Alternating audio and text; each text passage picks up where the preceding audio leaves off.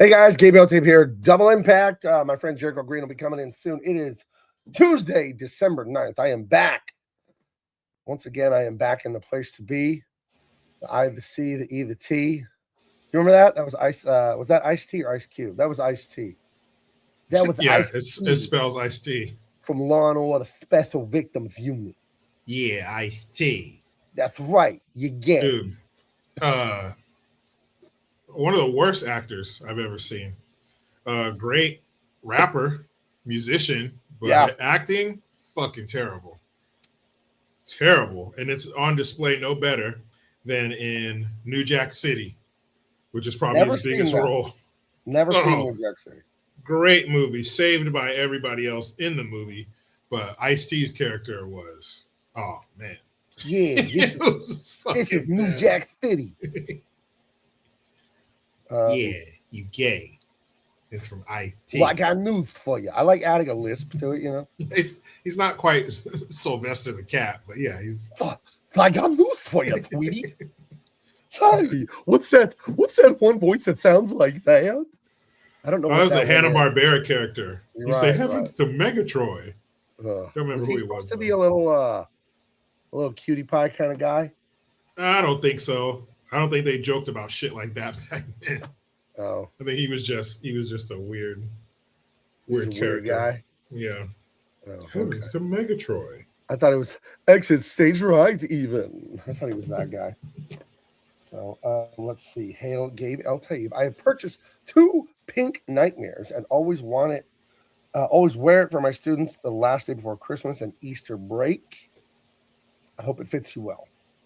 What's a nightmare? Yeah. What does that mean? The pink nightmare is the bunny suit from this movie. Oh, he looks like a pink nightmare. Oh yeah. What up, boy? Ant bitch. They killed Pookie, man. Yeah, that was a great movie. I'm telling you. But Ice-T was. It was all the rage when I was in 7th grade, and everybody wanted to be a gangster for some reason. Even though I lived in North County, San Diego, which, if you don't know, it's kind of upscale. We were the poor kids, me and my brother, because we had a used car and we got free lunches at the cafeteria. We weren't poor, you know. It was single mother, blah blah blah, but it was pretty posh where I grew up. We were not part of the rich. We didn't go on vacations or anything, but we had what we needed, you know. Yeah, that movie was amazing, but dude, bad. Yeah. Would you please look at the chat for me there, Jericho? Oh, Diesel. Yeah, I mean, of course the fucking Broncos are gonna. Good old Diesel in the chat. Of course, Diesel, my man. Everybody's beats the Raiders.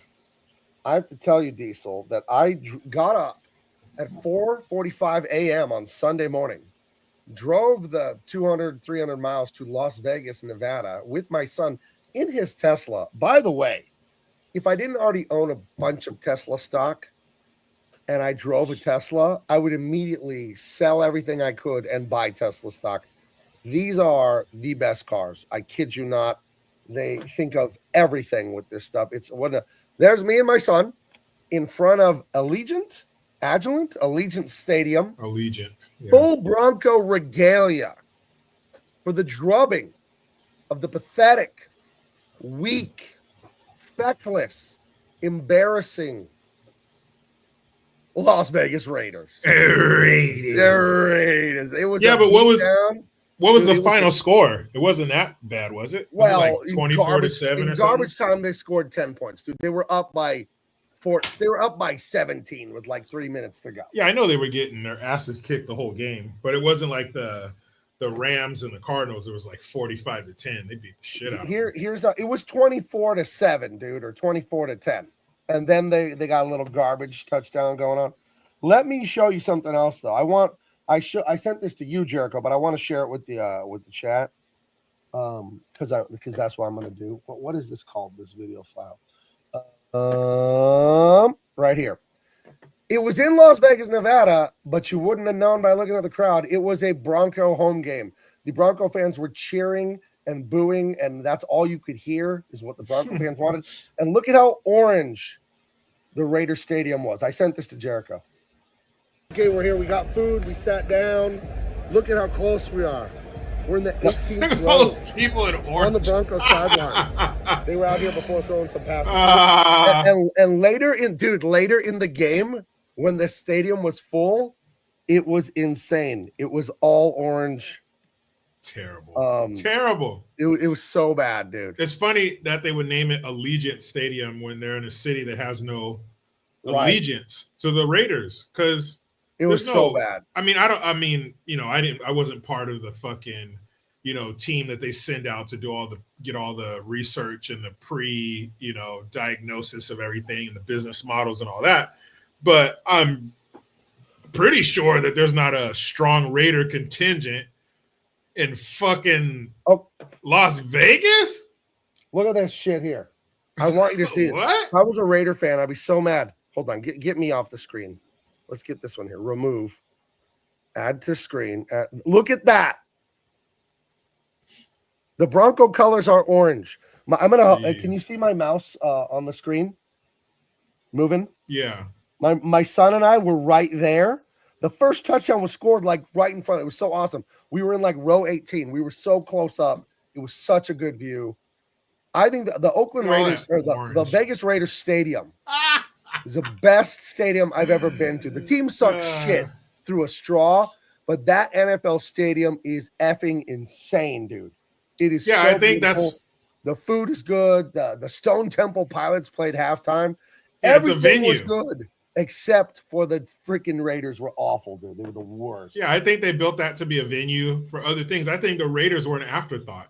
Yeah. The Raiders were kind of, maybe it was part of selling it to Vegas or whatever, but obviously, the Raiders aren't the focal point because they fucking suck. And they have since they've been there. And I did see, I don't know how superstitious people are, but I did see a documentary on the building of Allegiant Stadium, and there was a Kansas City fan who was working on the construction crew, and he buried a Kansas City Chiefs flag in the cement, or allowed it to be covered up by the cement when they poured it. I'm serious. They poured cement all over the fucking Chiefs flag in the foundation. So maybe I don't. This is before the game. That look on my face and my son's face, because we knew what we were about to witness. And the best thing is, we've got the Raiders outnumbered like 60-40%. Oh my god! But the Raiders have this thing. I don't know if you know, but they have just a thing, and they go Raiders. Oh yeah. Everyone, and we just laugh at them. I've seen those fucking degenerates before. Now, get as offended as you like, anyone listening to this next thing I'm going to say, because I'm half Mexican, sort of. But there's a stereotype of a certain type of Raider fan. Hey, fool. Hey, fool. It's foo with a F-O-O. And I kid you not, near the end of the game, Broncos are up by like 17. There's like 5 minutes to go. And there's a guy on his speakerphone speaking very loudly, because I guess we all need to know his conversation. Dude, he couldn't have been more of a stereotype. Yeah, now they're winning, but we're going to come back on these fools. Like, yeah, right. No, you're not, laughing. Fool. And the Raiders fans were not scary. They had the face paint, they had horns, they had, the silver and black. There were pirates, there were skeleton men, there were all Darth Raider was there, but they were like nice, and they like dap you up and like, yeah, man, good game. And like, that's not what a Raider fan is supposed to be. Raider fans are supposed to be out on parole. Raiders fans are supposed to be mean and scary. And it was pathetic, dude. The Raiders are toothless right now. And what are they gonna do? What a disaster. That was disaster. Good job, Raiders. I mean, because that wasn't Allegiant. Yes, it was. The photo I shared, yes, it was, because it had the says right there, Allegiant Stadium. I was there. That says Las Vegas. Yeah, there's no other piece of shit in the middle of the desert. That's real. I was actually there, and that's how it looked. Look, they got the torch there, and they light the torch. Hey, speaking of Raider stereotypes, they brought out Napoleon Kaufman, a 90s and early 2000s amazing running back. Oh yeah, and he, I think he lit the torch by pushing some button. But no, Diesel, this was Sunday, dude. It was orange. It was freaking orange. Nah, dude. There, another Raider stereotype is, they can't read. So maybe Diesel's like, that wasn't illegal. I don't say wait on the field no more. It says right there, buddy. Allegiant Stadium. That's where it was. Here's Sorry. us. Sorry. Here's us. Look at how orange the crowd is, dude. Come on. Come on. Have some pride, Raiders. All those people in orange. I'll tell you, my though, goodness. I've never been to a better football stadium. And number 3 years ago, I went to this stadium for the college, like East-West Shrine game, like the All-Star game, and I sent you those amazing pictures. Yep. And we sat in the VIP lounge because it was a college game, so it was really, really cheap.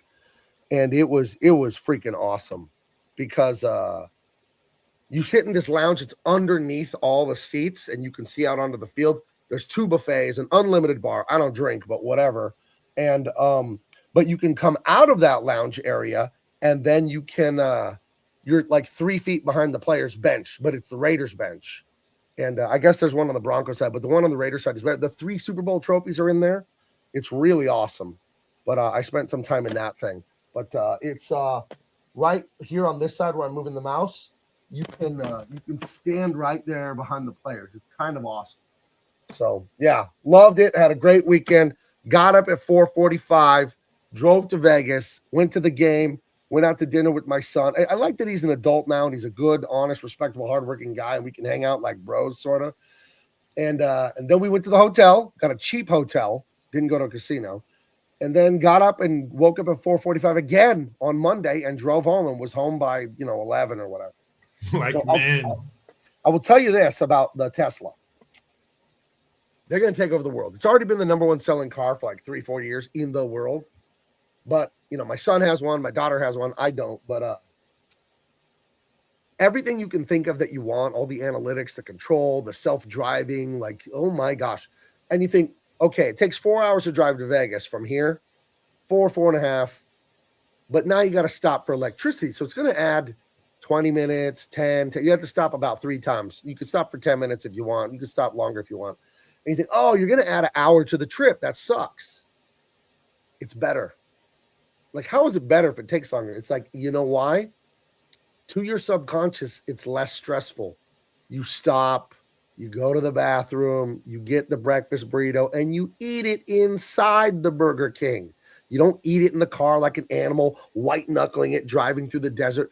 I realized driving straight to Vegas in 4 to 5 hours, it's more stressful to drive straight than to stop. Take your time, take a breath, let the car charge up a little. I don't know. It just seems so much more pleasant because it didn't feel as rushed. So it's like, oh, I got my coffee. I fixed my coffee. I got the hash browns. I got the sausage biscuit. I haven't eaten at a Burger King in 20 years. And, I'm enjoying the sunrise in the desert on my way to Vegas. It's a great time, dude. I had a great time. And my Denver Broncos are in first place in the entire NFL, and you will respect that. Yes. Well, we'll see about that. You will respect that. I'd love there to be a Broncos-Niners rematch in the Super Bowl. That would be something special. And it would be at the Niners home field, too. So, yeah, that'd be cool. And, I mean, the Broncos players are the Broncos players, but they have some 49er DNA in them. Oh, yeah. That's for sure. Yeah, 2 guys probably going to make the Pro Bowl. 3 guys. McGlinchey, right tackle. Yeah, Dre McGlinchey, Greenlaw, who played like a fucking asshole on our team. Whatever. Yeah, McGlinchey, Ufunga. And then Tulanoa Hufanga, the Samoan sensation in the backfield. Is he Tongan or Samoan? Sorry, I don't know for sure. I don't know. He has long hair. Like he's a safety.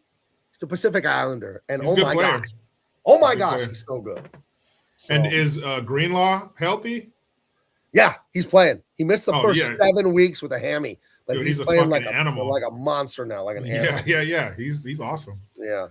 Secretary Not Sure, awesome. Fellow resident of America's finest city, San Diego, California. Does your son have the performance edition? I'm not sure exactly what's up. His says SpaceX on it. It has like a badge that says SpaceX and some carbon fiber, like special little trim thing on it. And I'm telling you, if I didn't already own a lot of Tesla stock, driving one like for 5 hours or 4 hours to the desert, like, oh yeah, they're going places. I read this morning. Starlink, is it Starlink or SpaceX? Ooh, one of Elon's companies is going public in 2026. Save your nickels and dimes. It's either his rocket company, SpaceX, or Starlink, his internet company.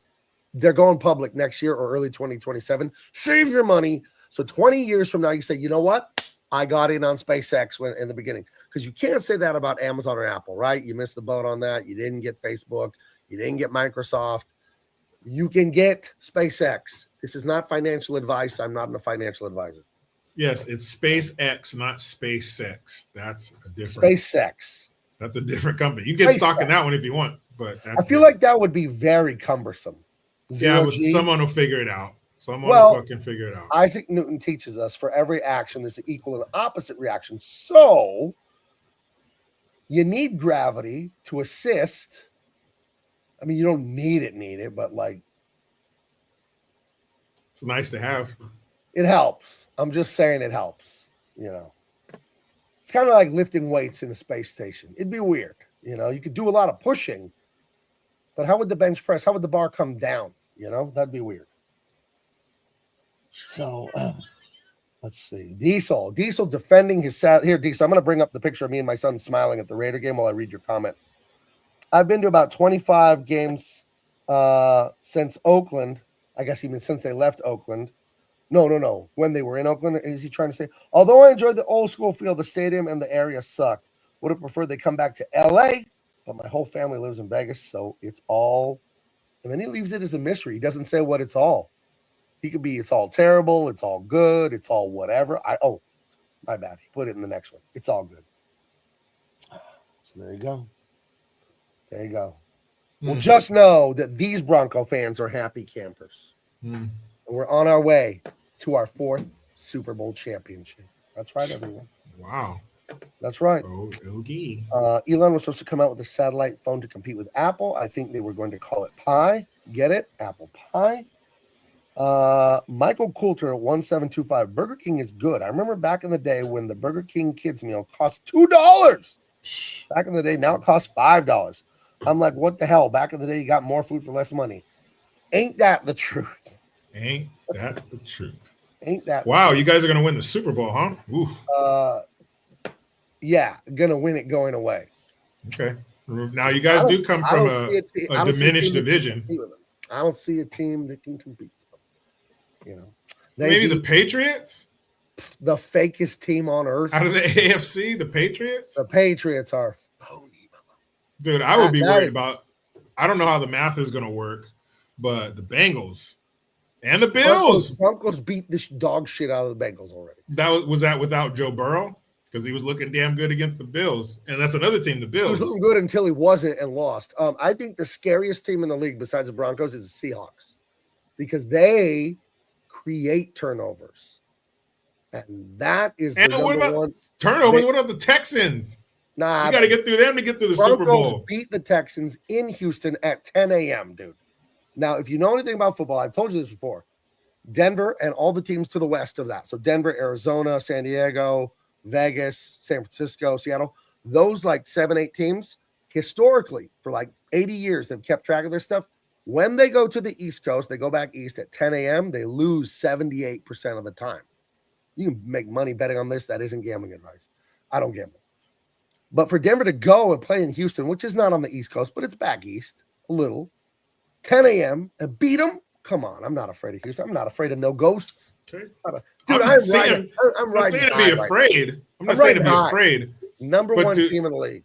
But to say that you're going to stroll, if you will, to a Super Bowl victory, and then if you're talking about a victory, then you got to get through whoever's representing. Well, it's going to be the Rams or the Seahawks, I think. The Rams, those cocksuckers are playing pretty good. They're playing pretty good. They're playing pretty good. Mm-hmm. I would say on the NFC, I don't believe in the Packers.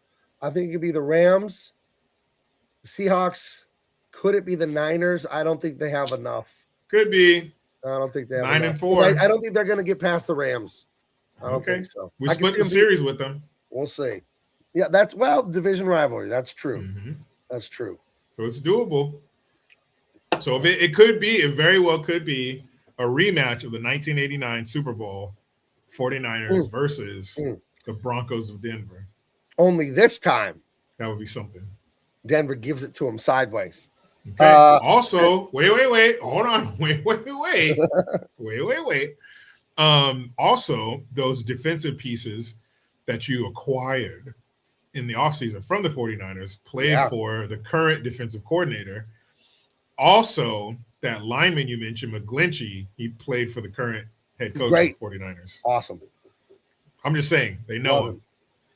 So that's in that way, I think that's a bit of a division rival kind of feel. You know, they know each other very well. Yeah, it's like seeing your ex. You don't want your Yeah. ex-girlfriend dating a better-looking guy than you with a better car and more money.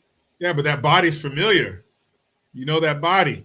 I think as men, it bothers us less. I think as a woman, women would hate it more if you, Jericho, God forbid, split up and then you were dating someone younger and thinner and jigglier.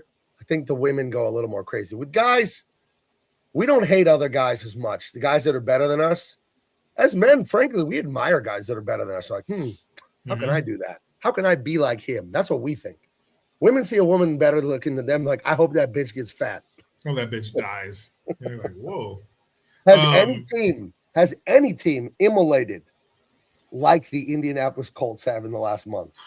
Holy shit. They're doing so bad that they went to the scrap heap and signed Phillip Rivers, 44-year-old.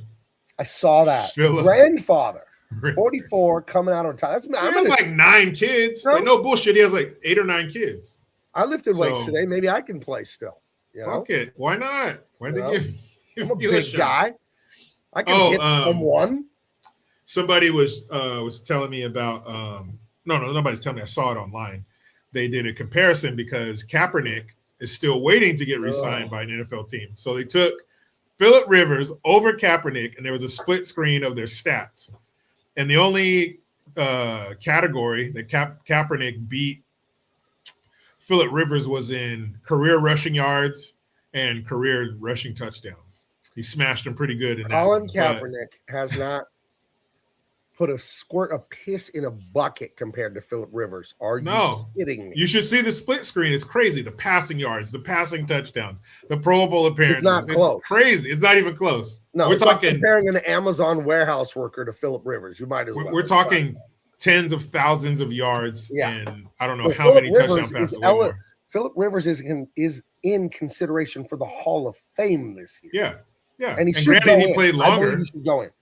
I granted Phillip Rivers played longer, but even the same amount of time, Phillip Rivers was way better than Colin Kaepernick. Can I say something? I am a football expert, just so everyone knows. I went to a really good high school program, and then I coached for like 8 years, and my teams always won. My son won the Southern State Championship in high school. Football, it's in our family. I know a lot about football. I will tell you this right now. Colin Kaepernick sucks. He got benched, and then he pretended the Black Lives Matter, take a knee, all the stuff. He did that not because he cares about social justice or black people or whatever.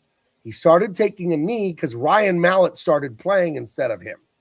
That's why he did that, to distract. It's the old, oh, you wouldn't punch a guy with glasses, would you? He made up a fucking fake scenario about racism and taking a knee because Ryan Mallett was getting the oho from the coach. That's what that was. I remember. The sports media won't talk about it because they're all libs, but that's what was going on there. He was trying to avoid getting benched and replaced, and he was playing like fried dog shit at the time. So I don't want to hear it from that guy.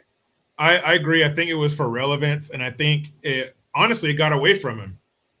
I don't think he had any idea that it would get so big and pick up so much momentum and be supported and emulated and talked about by so many fucking assholes in the media and entertainment and academia. It took on a life of its own. I think it even got away from him. But yeah, it was not based on him giving a shit. And if you look at his, I think it's a Know Your Rights program he has where he goes, all these urban areas, these inner cities. Well, a friend of mine is from the Bay Area in Oakland where he has one, and it's all Asian kids. It's all fucking Asian college students from UC Berkeley going out in the fucking hood. I don't know where all these pro-blacks are. Kaepernick's never there. And he took the money from Nike. So, and he took the money from the NFL. So here's what you got to know about Colin Kaepernick. He hates white people. He said as much, that they're all racist scum or whatever, right? Kaepernick's a German last name, and a white family adopted him, loved him, raised him, and supported him. So fuck him. Fuck him. A white family takes you in and helps you make something out of your life, and you're like, I hate white people. Fuck you forever, Colin Kaepernick. You race hustling piece of crap. Yeah, he doesn't. It's not about caring about Black Lives Matter and all that kind of shit. Because No. he in his little documentary, he talks shit about those white parents you just mentioned, portraying them as fucking bumbling idiots and accidental racists. And, oh, I just didn't know. I'm so white and stupid. And then he literally portrays the NFL Combine as a slave Right auction. there. None the miser has it. I remember when Colin Kaepernick Yeah. compared the NFL Combine to an 18th century slave auction. What a doofus. Yeah. Yes. So he literally had it morphed from NFL Combine to actual slaves, shirtless, standing on blocks, being purchased by fucking Boss Hogg, right? Well, you remember So the slaves in early America, they got 7-year contracts with health insurance and paid travel and masseuses and doctors. They got their meals catered and they got to travel in a airplane with the team's logo on it and free gear. And yeah, that's how that was. yeah, and being fucking How could you admired and mobbed when they go out in public mobbed by by adoring women fans, screaming and ovulating? white women Yeah, just yeah. passing out It was at the side literally of the them. same thing. Literally the same thing. You talk about this organization, you portray it as literally slave masters, but then you take a check from them to shut up. So the moment you do that, man, everything that comes out of your mouth is bullshit. You had a huge contract with Nike, so are you part of the machine or are you not? You fucking asshole. Fuck Colin Kaepernick. Right.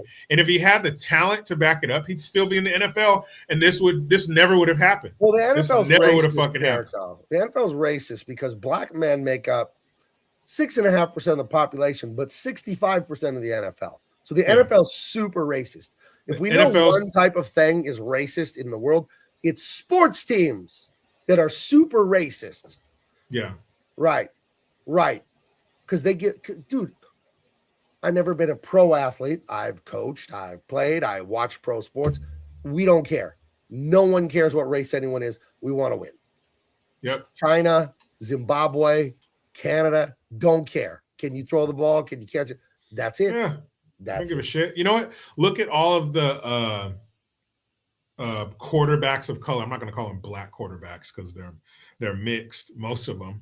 But look at all of that are in the NFL now. I think, I've been watching football for a long time. I would think now more than ever. You have Patrick Mahomes, CJ Stroud, the kid from the Carolina Panthers. You got Penix. You got Titans guy, Lamar Jackson, Cam Jordan Ward, Love. Jordan Love, Caleb Williams, Shadur Sanders, Jaden Daniels. That's 10. That's a third of the NFL right there. The Eagles guy. What's his name? Jalen Hurts. I got him. Yeah. That's a third. And I don't think we got all of them. There might be a few others hanging out there. But that's a third of starting NFL quarterbacks are darker than a sheet of fucking printer paper. It's literally exactly like slavery. So where is it? Like slavery. But where is the racism when a third of the leaders of the team are colored? Because I don't know, find me a clan group where a third of the members are colored. And then again, you don't have to play pro sports to know this. Just play organized sports, even just in high school. No one cares. Like no one cares. Want to win. If the white guy's a fast guy, okay, he's the running back. Chinese guy's faster, he's the running back. We don't care. We want to win.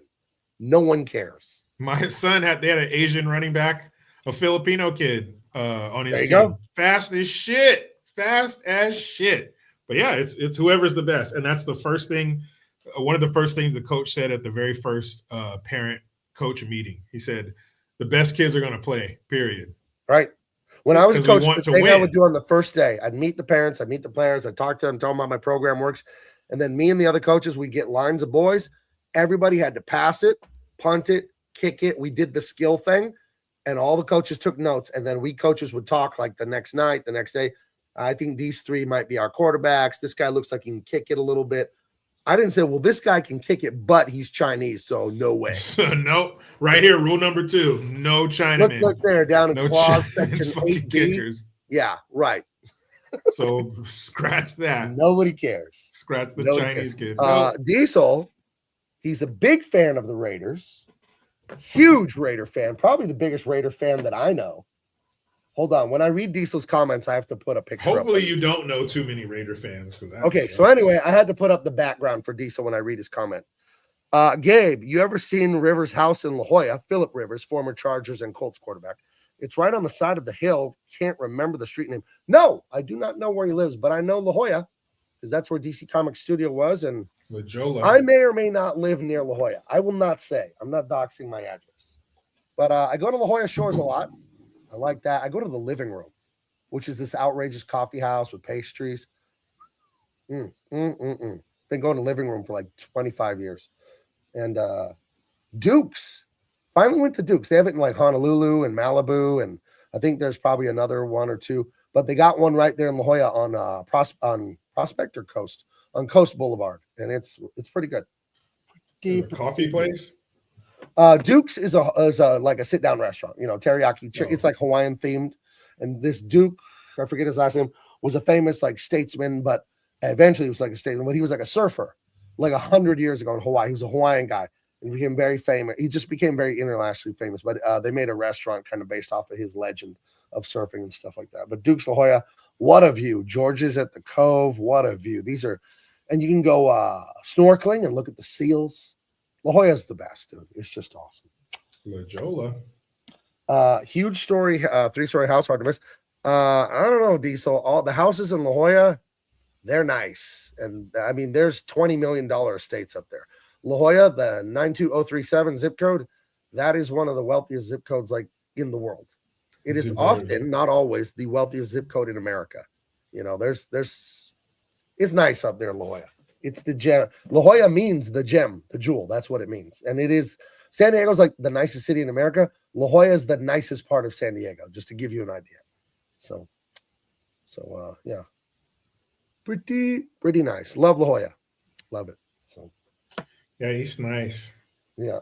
And you know someone's not from here when they say La Jolla, because that's how it's spelled, Jolla. It's La Jolla. Yeah, you can people can let you know they've never been there before. Just listen to them. I would say this, and maybe it's a Northern California thing or not, but I would say anyone who says Cali is not from California. I don't say Cali.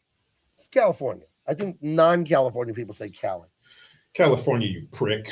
Or people used to always say Salinas, but it's Salinas. Salinas. Here's part of La Jolla. And that round thing right there, there's seals that you can no longer swim there. It's called the Children's Cove. They built it for kids to wade in the water, but seals took it over, and then the environmentalists protect it, so you can't go there anymore. I've shown you guys this before. The building right here, where I'm moving the mouse, that was DC Comics. So we're the one block from the ocean here. So pretty nice. And the mountain that you can't see that's going up on the right, it's a little mountain called Mount Soledad. That's where the country club is, the country club, the golf club, and a lot of nice things up there. Dr. Seuss lived in La Jolla. That's right. He had a place in La Jolla. Mitt Romney's got a place there. The gas station. There's a famous photo of Mitt Romney at a gas station. Hold on. I got to find it for you because it's right after he lost the election. That gas station, I've been over there a zillion times. It was right there by DC Comics. But this photo where they caught him, that's right next to, that's on Pearl Street, I believe. That's right by Dick's Liquor. There's a liquor store called Dick's Liquor, by the way. Yeah. Oh, and right. So wonder what they're doing there. No, these are my they say haunting grounds, right? It's kind of a weird thing to say. Jericho, when you go on your haunting grounds, do you do the whole ooh? Do you do that? Why do you think ghosts make that noise? What do you think? I don't know if I have hunting grounds, but I don't know either. And you think they'd come up with a better fucking sound than that, right? Come on. I wonder what ghosts are always booing about. Maybe they're always looking at something cool. Ooh. Maybe one of the new iPhone. It's finally different. Ooh. Maybe some female ghost keeps pulling her tits out. Ooh. Like, ooh. Don't you think the ghost would go like, "Ooh, goddamn"? nice ghost tits. Nice. I'll tell you what. I don't care what kind of tits they are. Dead, alive, spirit. What, you would date a ghost girlfriend if she was hot? Yeah, she was feminine and traditional. Yeah, like a curvy Latina, like a Latina baddie, but she's a ghost. She's a ghost. Yeah, for sure. But then she would ghost you. Oh, that's fine. You got a rim shot. Thanks, folks. I'll be here all week. Be sure to tip your waitress. Try the bill. None of the Miser's getting in on it. Ooh, he says the ghosts have hemorrhoids. Why would a ghost have, dude? It'd be more like ow. No, ooh, hemorrhoids. That doesn't Oh, I clicked those out of order. The ghosts have hemorrhoids, and that's why they're saying ooh. Okay. Click those in reverse. Sorry about that. Well, this has been a very strange start to the program. Hey, That's what other okay. kind is there? Ooh, child, things are gonna get. Maybe that's what the ghosts are trying to sing that song, but they can't remember any of the words. You know? That's the song they picked? Fucking stupid ghosts. Maybe that's why the ghosts are mad. I never understood the whole thing about people talking about ghosts like flicking the lights in their house. Yeah, like Come that's on. it. Come on, guys. These ghosts can like travel in between the physical realm and the spirit realm. Maybe they could travel time and space, and they come to that person's house to flick the lights. Right? I don't think so. I feel like that's setting the bar real low. And what a waste of fucking, or not extraterrestrial, but Supernatural supernatural powers. Supernatural. paranormal Yeah. powers to just, I don't know, turn your light on and off. How about you just turn it off for me? That would be helpful. You could just turn my lights off, like when I leave the room. That'd be cool. You don't got to turn them on and off. I don't If know. you could hit the light for me, that'd be great. But I've always been a tremendous skeptic. Like I'm talking like 5, 6 years old. We live by these Mexican girls in Greeley, Colorado. My grandparents had a Mexican restaurant. And they owned a couple houses next to it. It was like Monopoly. They owned a few houses on the block, and they rented them out. And they were really from Mexico. This family, they worked on the nearby farmland. You know, their parents picking vegetables and stuff like that. And they were about my age. They were little girls. And I remember I would hear some of like the folktale stuff. Like if you go to a Mexican family's house, you'll see pictures of the girls who are now middle school, high school, whatever age. But when they're little, 3, 4 years old, you'll see them with shaved heads often in the old family photos. You're like, why? Like, oh, well, if you shave your head, your hair will grow back thicker. As a 5-year-old, I knew that wasn't true. Because my cousin Tim had told me that your hair's not alive. That's why it doesn't hurt when you cut it. It's just an outgrowth of keratin and some other stuff, but it's not alive. So I reasoned as a 5-year-old, if your hair's not alive, then your hair and your body don't know how long your hair is.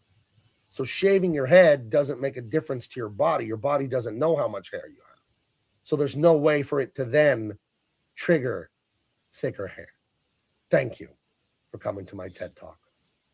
As a 5-year-old, I realized this when the neighbor girl told me that. I'm like, that's not true. So anyway, they shaved her head for nothing. It's not true, you fucking liar. Michael Coulter says he's going to check out La Jolla, California. You are going to love it. You're going to love it. Let's see. I love California. I love San Diego. The only problem is you got Gavin Newsom ruining the entire state, but I heard that sheriff guy is running. Is that the Bianco guy out of Riverside? I believe so. The California Republican Party sucks. Yeah, they don't put any money in anything. They don't organize anything. They don't ballot harvest. They don't do anything. They complain on Twitter, and they have their little meetings once or twice a month. And then they go, no, the Democrats did it again. And then they don't do anything. I can't stand them. They're useless. Because they can be. They don't have to do anything because the Democrats are in power. So they figure, fuck it. We can just, occupy these spaces, get a salary, and just fucking pass it on to the next, lazy dumbass who's not going to do anything. They don't have to. They can just hide under, it's California. There's so many Democrats. What are we going to do? Yeah. Well, it was a Republican state reliably until Ronald Reagan gave amnesty in the 80s. Yeah. California was not always like this, people. California used to have free health care. We had so much extra money that California citizens got free health care. Not from the federal government. We had our shit together and our books in order. We could afford it for our own people. I heard boomers talk about it, that California was like really the American dream still. You could leave the East Coast or the Midwest. You could come out here. It was business friendly. It was safe mostly, except the inner cities are never safe anywhere you go in the world. But it was a beautiful place with beautiful weather that had so much promise to start a new life, start a business, whatever. It's clean. And Very I clean. live here. I live in a beautiful city. I live in a really nice home in a neighborhood. I'm very blessed. I thank God. And I own a business here, and we're doing good. You know, I see what they want to do. All these fees they're always proposing, and we barely strike them down. And oh my God, the Democrats are talking about they want to charge Californians for every mile they drive. Yep, because the So electric what? They're gonna cars. put like a tracker in your car, like. Because But of the they already electric pay cars. $1.50 per gallon of gas for the highways and the roads already. They're already charging us to drive. They already hit us. They just hit us with another 47 cents. I think it starts January 1st. You know what they did here in 47 cent San gas Diego? tax. In the history of the city, they have never charged for the trash. It's part of your property taxes, the trash truck coming. We don't pay trash. They are now going to charge like $65 a month to your trash now. And it's not a lot of money, but it's the principle of the matter. How are you telling me that the circumstances changed in just over 100 years? Yeah. Why do you need that money? Why are you taking that money? Where's it going? going? Why? We, for the first time in ages, have a majority Democrat city council. It's 3-2 Democrats versus Republican. This is always Republican city. But a realtor friend of mine down here told me during the COVID, where everyone was moving around the country, a bunch of Bay Area and Los Angelino liberals moved to San Diego and are tilting our city a little bit blue. That's infuriating. Sucks, man. Go back to the Bay Area and LA that you ruined and live in it. That's too fucked up. Sleep in it. It's too fucked up. They can't. They got to come fuck it up where you are. Yeah, they got to come do the same shit that didn't work where they're from. Yep. Don't do that to my city. Don't. Yeah, where's the money going? Is it going to go the same place the $24 billion to eradicate homelessness went, which is talking to my friend about up in smoke? Or the billions that went to the bullet train between Southern California and Vegas. Oh, the bullet train that doesn't exist? After the budget was inflated. They had to make sure they fatten their pockets a little bit more. So they inflated the budget. Then it went nowhere. But the money, they didn't return the money. I didn't get a check in the mail for here's your taxes back for the bullet train that never fucking happened. Well, I do that was supposed to go from Merced to fucking Los Angeles, or Merced to San Francisco. Who the fuck wants to get on a train in Merced and go somewhere? Unless they were going to remodel Merced. Well, if the train was one way, if it was a one-way train to get you the hell out of Merced. Well, who the fuck is going to drive? Oh, the train starts or ends in Merced. No, like the people who live there want to get the hell out permanently. Yeah, I don't blame them. Give them build a fucking a one way out. Call it the Harriet Tubman, and it's a one way out of Merced. But it's John Carpenter's Escape from New York. No, it's Escape from Merced. It's a new movie. People around there call it Murded. Just so people know, to give you an idea, they call it Murded. The University of California is hard to get into. UCLA, UCSD, UC, but there is UC Merced. UC Santa Cruz. That's another one. And my daughter had a friend who got into UC Merced, and after like a semester, she left. It's like, I don't want to live up here. Look, there's Murded and then Methdesto.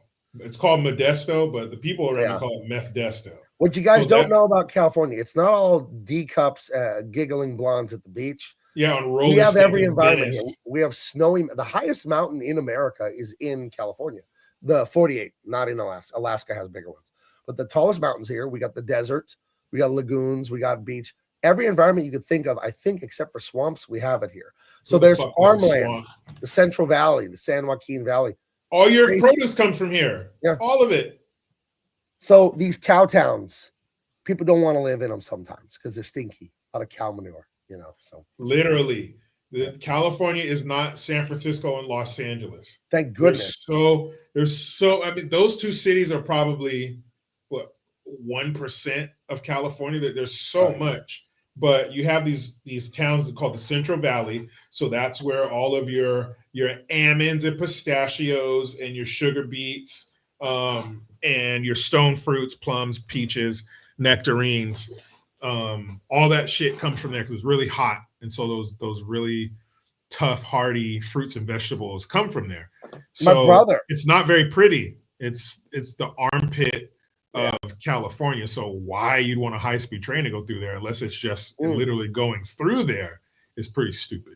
My brother's an oil field worker. He's a roughneck on the oil fields, and he is spending a few weeks in beautiful Bakersfield, California. Baco. Wow. That's where famous Colorado State Ram And Super Bowl champion Pittsburgh Steelers linebacker Joey Porter is from Bakersfield. That's what I know about Bakersfield. I don't know much else about it. If you want to go to Bakersfield, or if you want to know what Bakersfield is like, if you've ever told yourself, I want to live on the surface of the moon. Perfect. I got a place Like when for you're you. 6 years old and you learn about the moon, you're like, I want to live on the surface of the moon. Perfect. I got a place You're for like, you. you're like eating a booger while you talk about it because you're 6. It's called Bakersfield.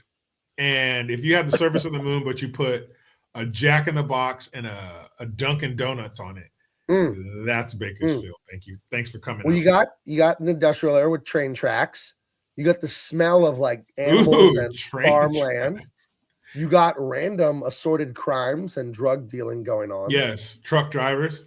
Maybe a little light prostitution going on. I don't know, but nothing serious. Just hand jobs. Yeah, I spent the night. I was in Yosemite for my wedding anniversary. I went to the Hearst Castle, amazing. Yosemite. Then I went to Yosemite, beautiful. Amazing.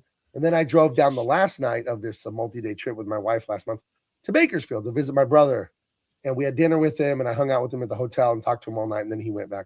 And I don't like Bakersfield. It seemed very sketchy. Bakersfield is shiza. It was the kind of hotel where I made sure to park where I could see my truck out the window of the hotel. Kept peeking out there. Yeah. Kept hitting your key fob every once in a while. You know when you're like you ever stay at like a sketch ass hotel because you booked it late or you're driving through town across the trip, and there's like, I do wonder the people just kind of wandering around. Where are they going? What are you up to? They're just in the edges of the property near the alley, just kind of there. They might have a Bluetooth speaker with them. Not really sure what they're up to. I stayed in a shitty motel, a shady one, near the airport one time. Was it okay? Because I was flying somewhere, and a guy like tried the doorknob, but it was like, damn, in the daytime. It wasn't at night. I was like, what the fuck? So yeah, and it had the gap was too wide in the door. Ooh. So yeah. Can we talk about gaps in doors, please? I love a road trip. I love getting out at the big gas station, the super centers, Buc-ee's. You got Eddie World in Yermo, California. You got terrible Herbst right outside of Vegas. Got like 96 gas pumps. And the better truck stops, gas stations, they have the toilet. The door goes from floor to ceiling. And I've heard people in other countries say, why in America do the public toilets have the 1.5 feet at the bottom and then the gap like this? You can see someone's eye looking at you because they don't know if someone's in there taking a deuce. What are we doing to ourselves? Why has to be a reason for that? Has to be. Why doesn't it floor to ceiling and then shut this way, and then you turn a lock, and then the lock can be the green or red, occupied, vacant? What are we doing? You know what it probably is? I don't know about the slit in there where you could see somebody's pants around their ankles. You ever get that? I don't understand that. You're sitting there, you're vulnerable. Your pants are on your ankles. You see an eyeball just go through the gap, But I think it's because maybe it's escapability. Maybe they had floor to ceiling doors. There was an earthquake or a fire. Somebody got trapped on the shitter and died. Their family sued them. So now they're like, well, now we got to leave. Dude, you don't want to die with your pants down. Elvis is like, yeah, oh. But yeah, I think it's probably something like that. Probably so.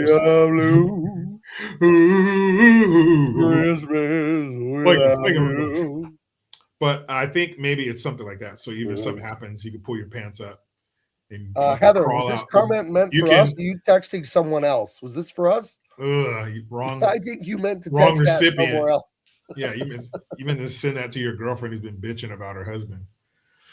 But I think, yeah, it's probably, and that would have to be some emergency for you to fucking crawl on a fucking public bathroom floor under the door to get out. I think I would stand up and kick that fucking door into the next room before I crawl fucking belly down on a public men's bathroom.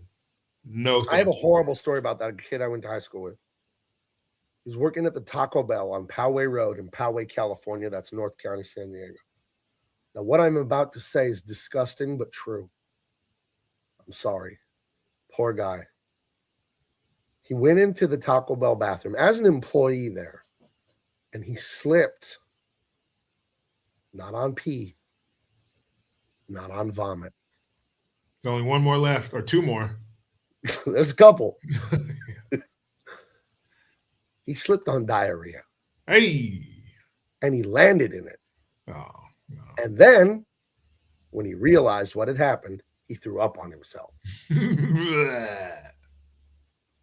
If that's me, I just take it off and I walk out and I quit.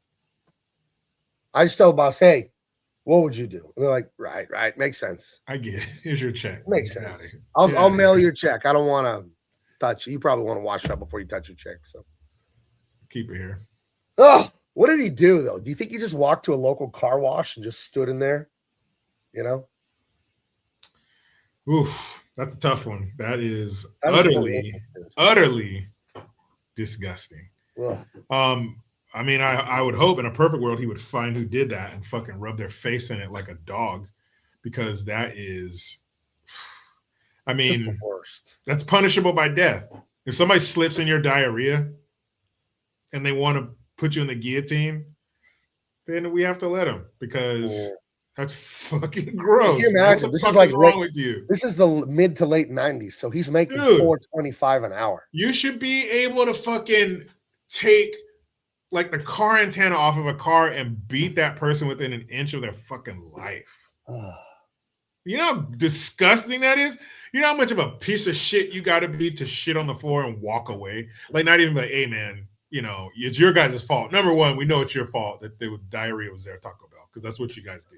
But hey, man, there was an accident in there. Even, you know, do the obligatory, oh, hey, give me the mop, I'll do it. Oh, no, sir. You have to. If something happened, you didn't even do that. You would get the mop. You would never make someone do that. You took a shit and left. So if somebody were to snipe you like that little kid who didn't get the stain out of the tub in Schindler's List from a fucking window as you run away, then that's what you get, because you shit on the floor, didn't tell anybody, then someone slipped and fell in your diarrhea and got it on their clothes and their arms and their hands. Oh, man, you gotta take a high-powered round to the fucking back of your head for that. The literal definition of a sneaky little shit.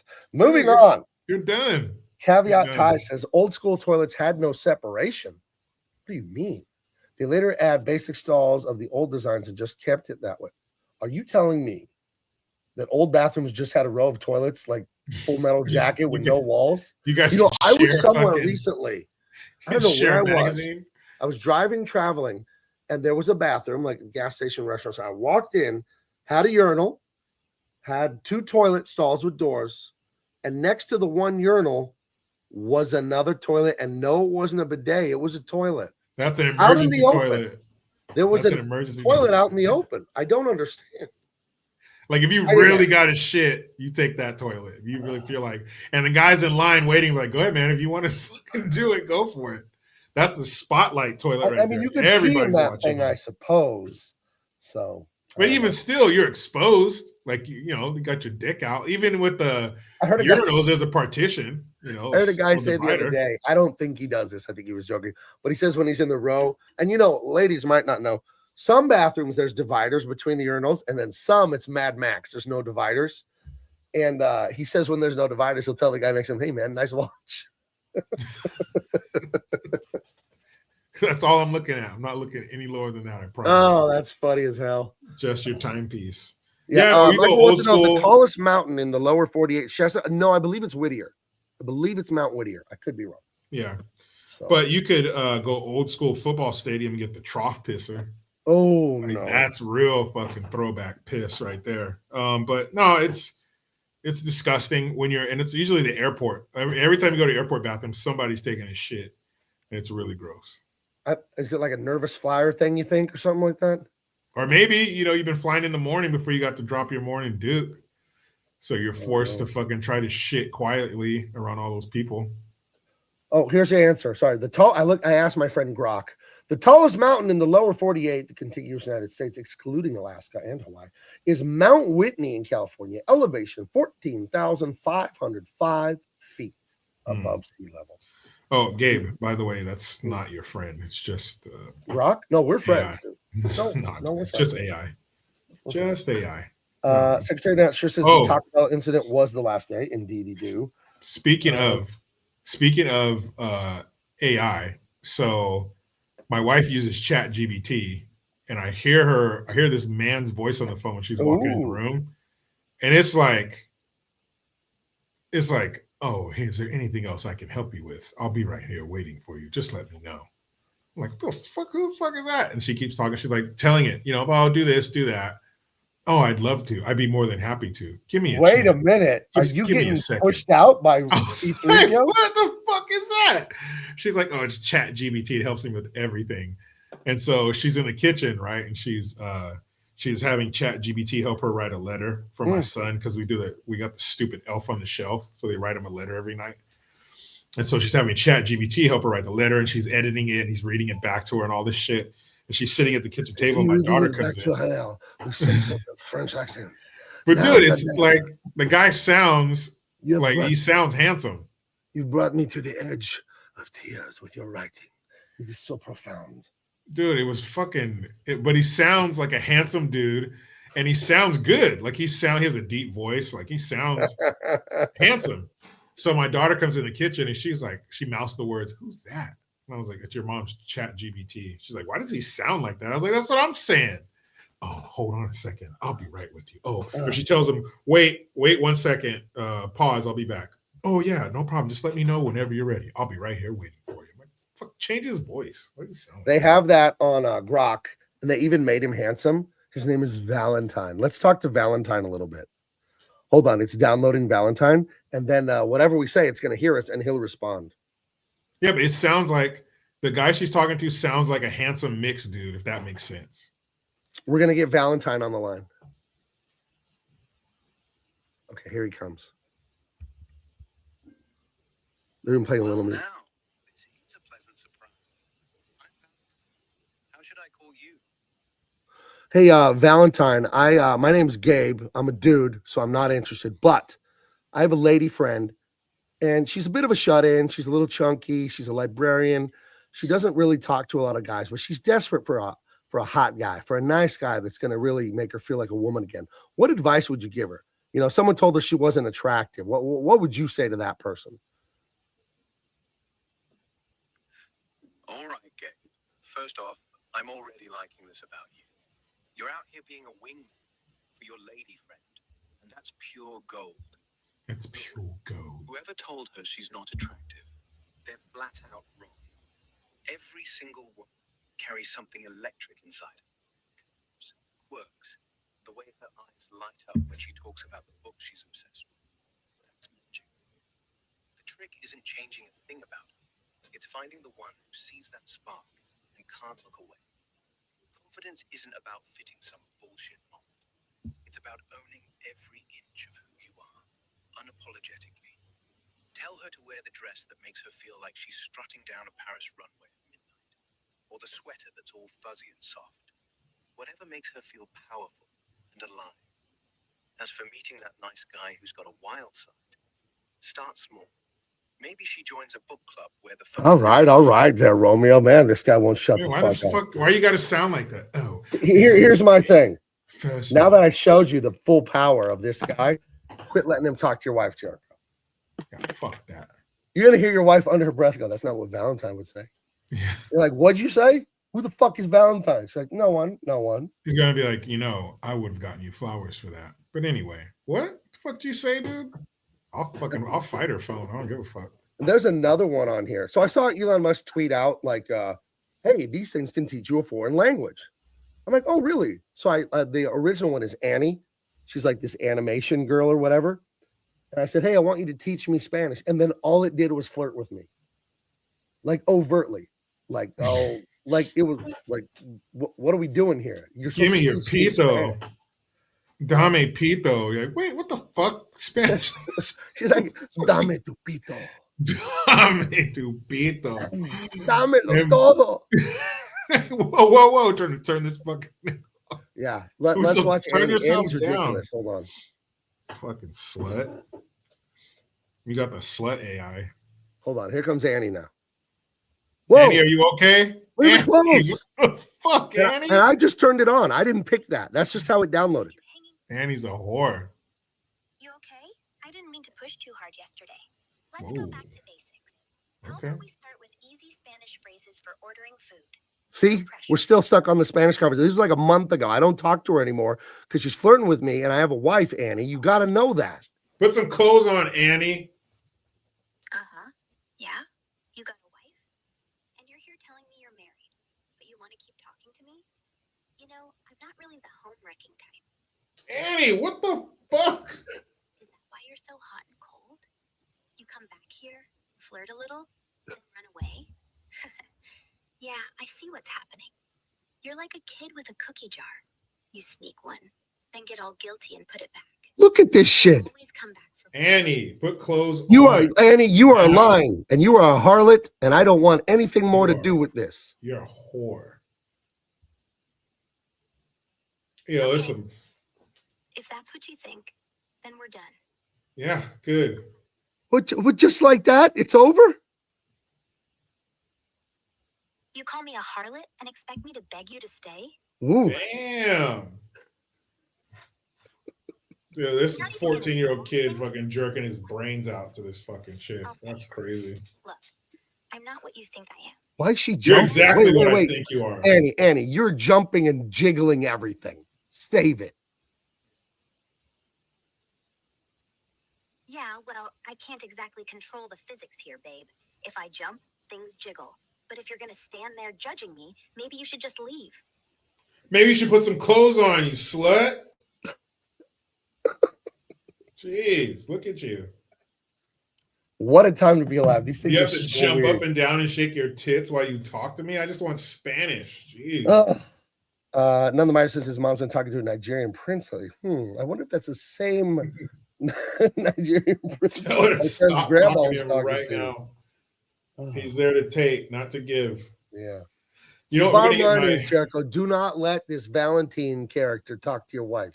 No, it's not the British dude. This guy has an American accent, but he sounds like a handsome mixed guy, like a handsome guy who's like half black. I don't know if that makes sense. Can you imagine if they had a Matthew McConaughey on there? All right. Why don't they sound? Why doesn't Taylor? Is that his name?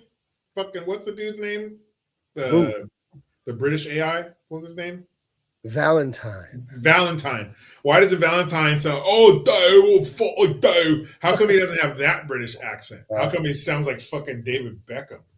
You know, Valentine sounded a little bit like Matthew Marsden to me, just a touch. Dude, watch. It's probably voiceover narrated by Matthew Marsden. He's an actor. Maybe he did some of the voice. But he sounds. There's a reason he sounds and looks like that. Why isn't he some Cockney fucking ugly British fucking soccer hooligan? No, he looks like fucking Matt Marsden in a 3-piece suit. What the fuck? I don't want you talking to my wife.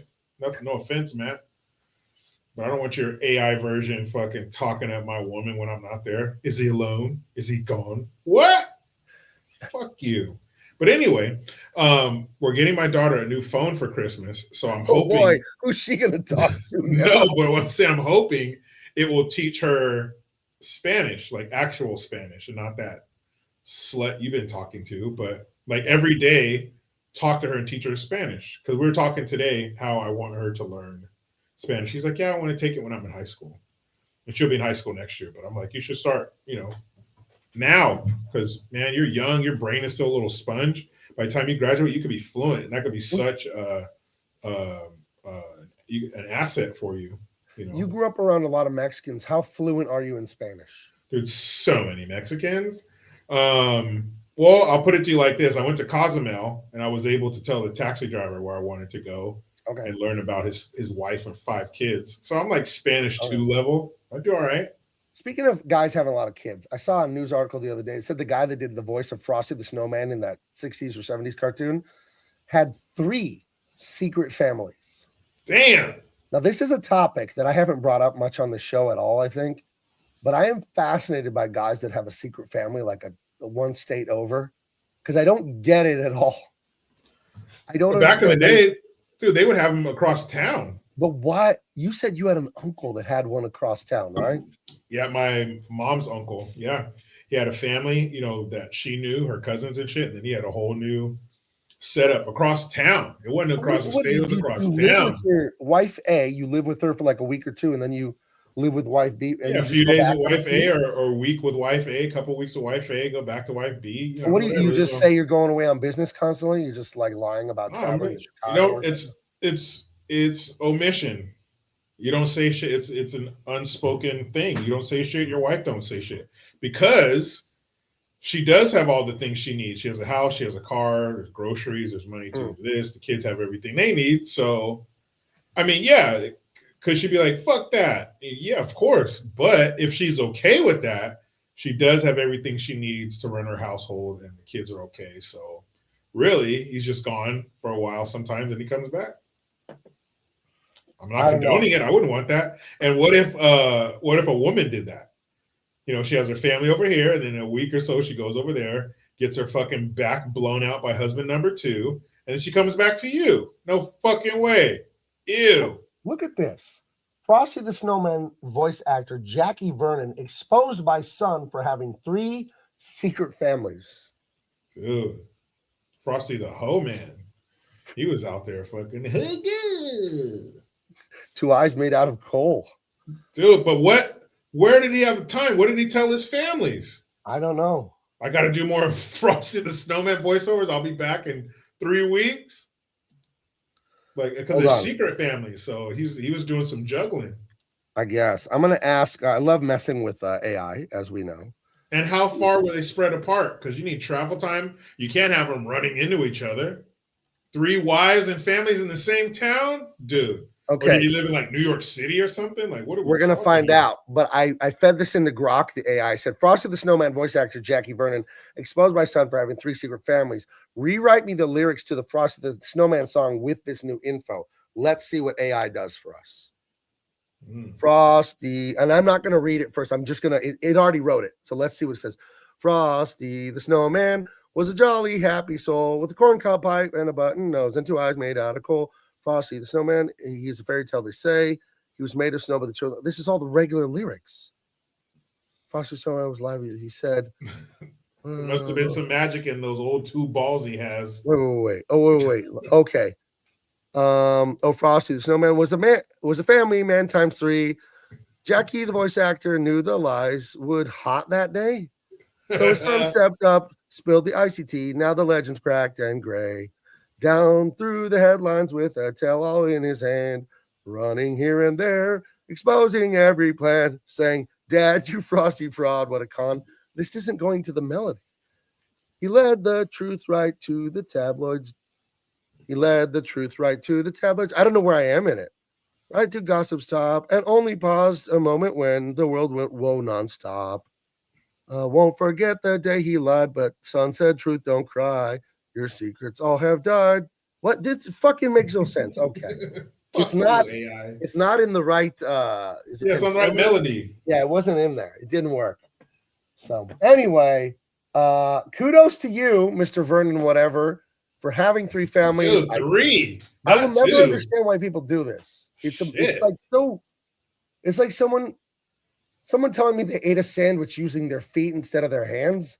I'm just befuddled. Like, why would you do that? Why would you do that? And when a guy has secret families, I'm like, yeah, but why? I don't get it at all. So yeah, what was the drive behind that? Why the need for multiple families? None the Miser says his first wife was probably giving Frosty the cold shoulder. Yeah, he wanted to get her the warm fucking hot chocolate. She was like, ew, no. You know what? But that would be like cheating. Not, you know what? I'm gonna go start a whole new family. I'll show you. And then she was like, I don't want to give it up either. He's like, I feel like cheating is like, doing the waitress at Denny's, This is a whole other level. This is a whole other setup. Yeah, this is like the professional cheating league. Is it cheating? If they're okay with it, it's not cheating. Well, they're secret families. So yeah, it's cheating, but cheating is the least of your worries. This dude has like a whole family, a whole group of people who believe that he's their only one. What if your son from family A is playing in the championship game against your son in family B in football? Uh-oh. What do? You get that split jersey. That's for sure. That jersey with both teams on it. I guess you stand, like, I don't know where you would sit. Maybe half the game over here, the other half over there. Trying to, the classic Mrs. Doubtfire, don't let them run into each other at the same restaurant thing. You go back and forth. Honey, why are you sweating? Oh, I ran over here, the hot dogs. Fucking, oh, shoot. What he's if you're back, he's out right to back. dinner with wife C and the kids, and when you go, oh, let's go home, I'm tired. It's been a great night, dinner, movie, all the family, and you drive to house B by accident. Oh, honey, why are we here?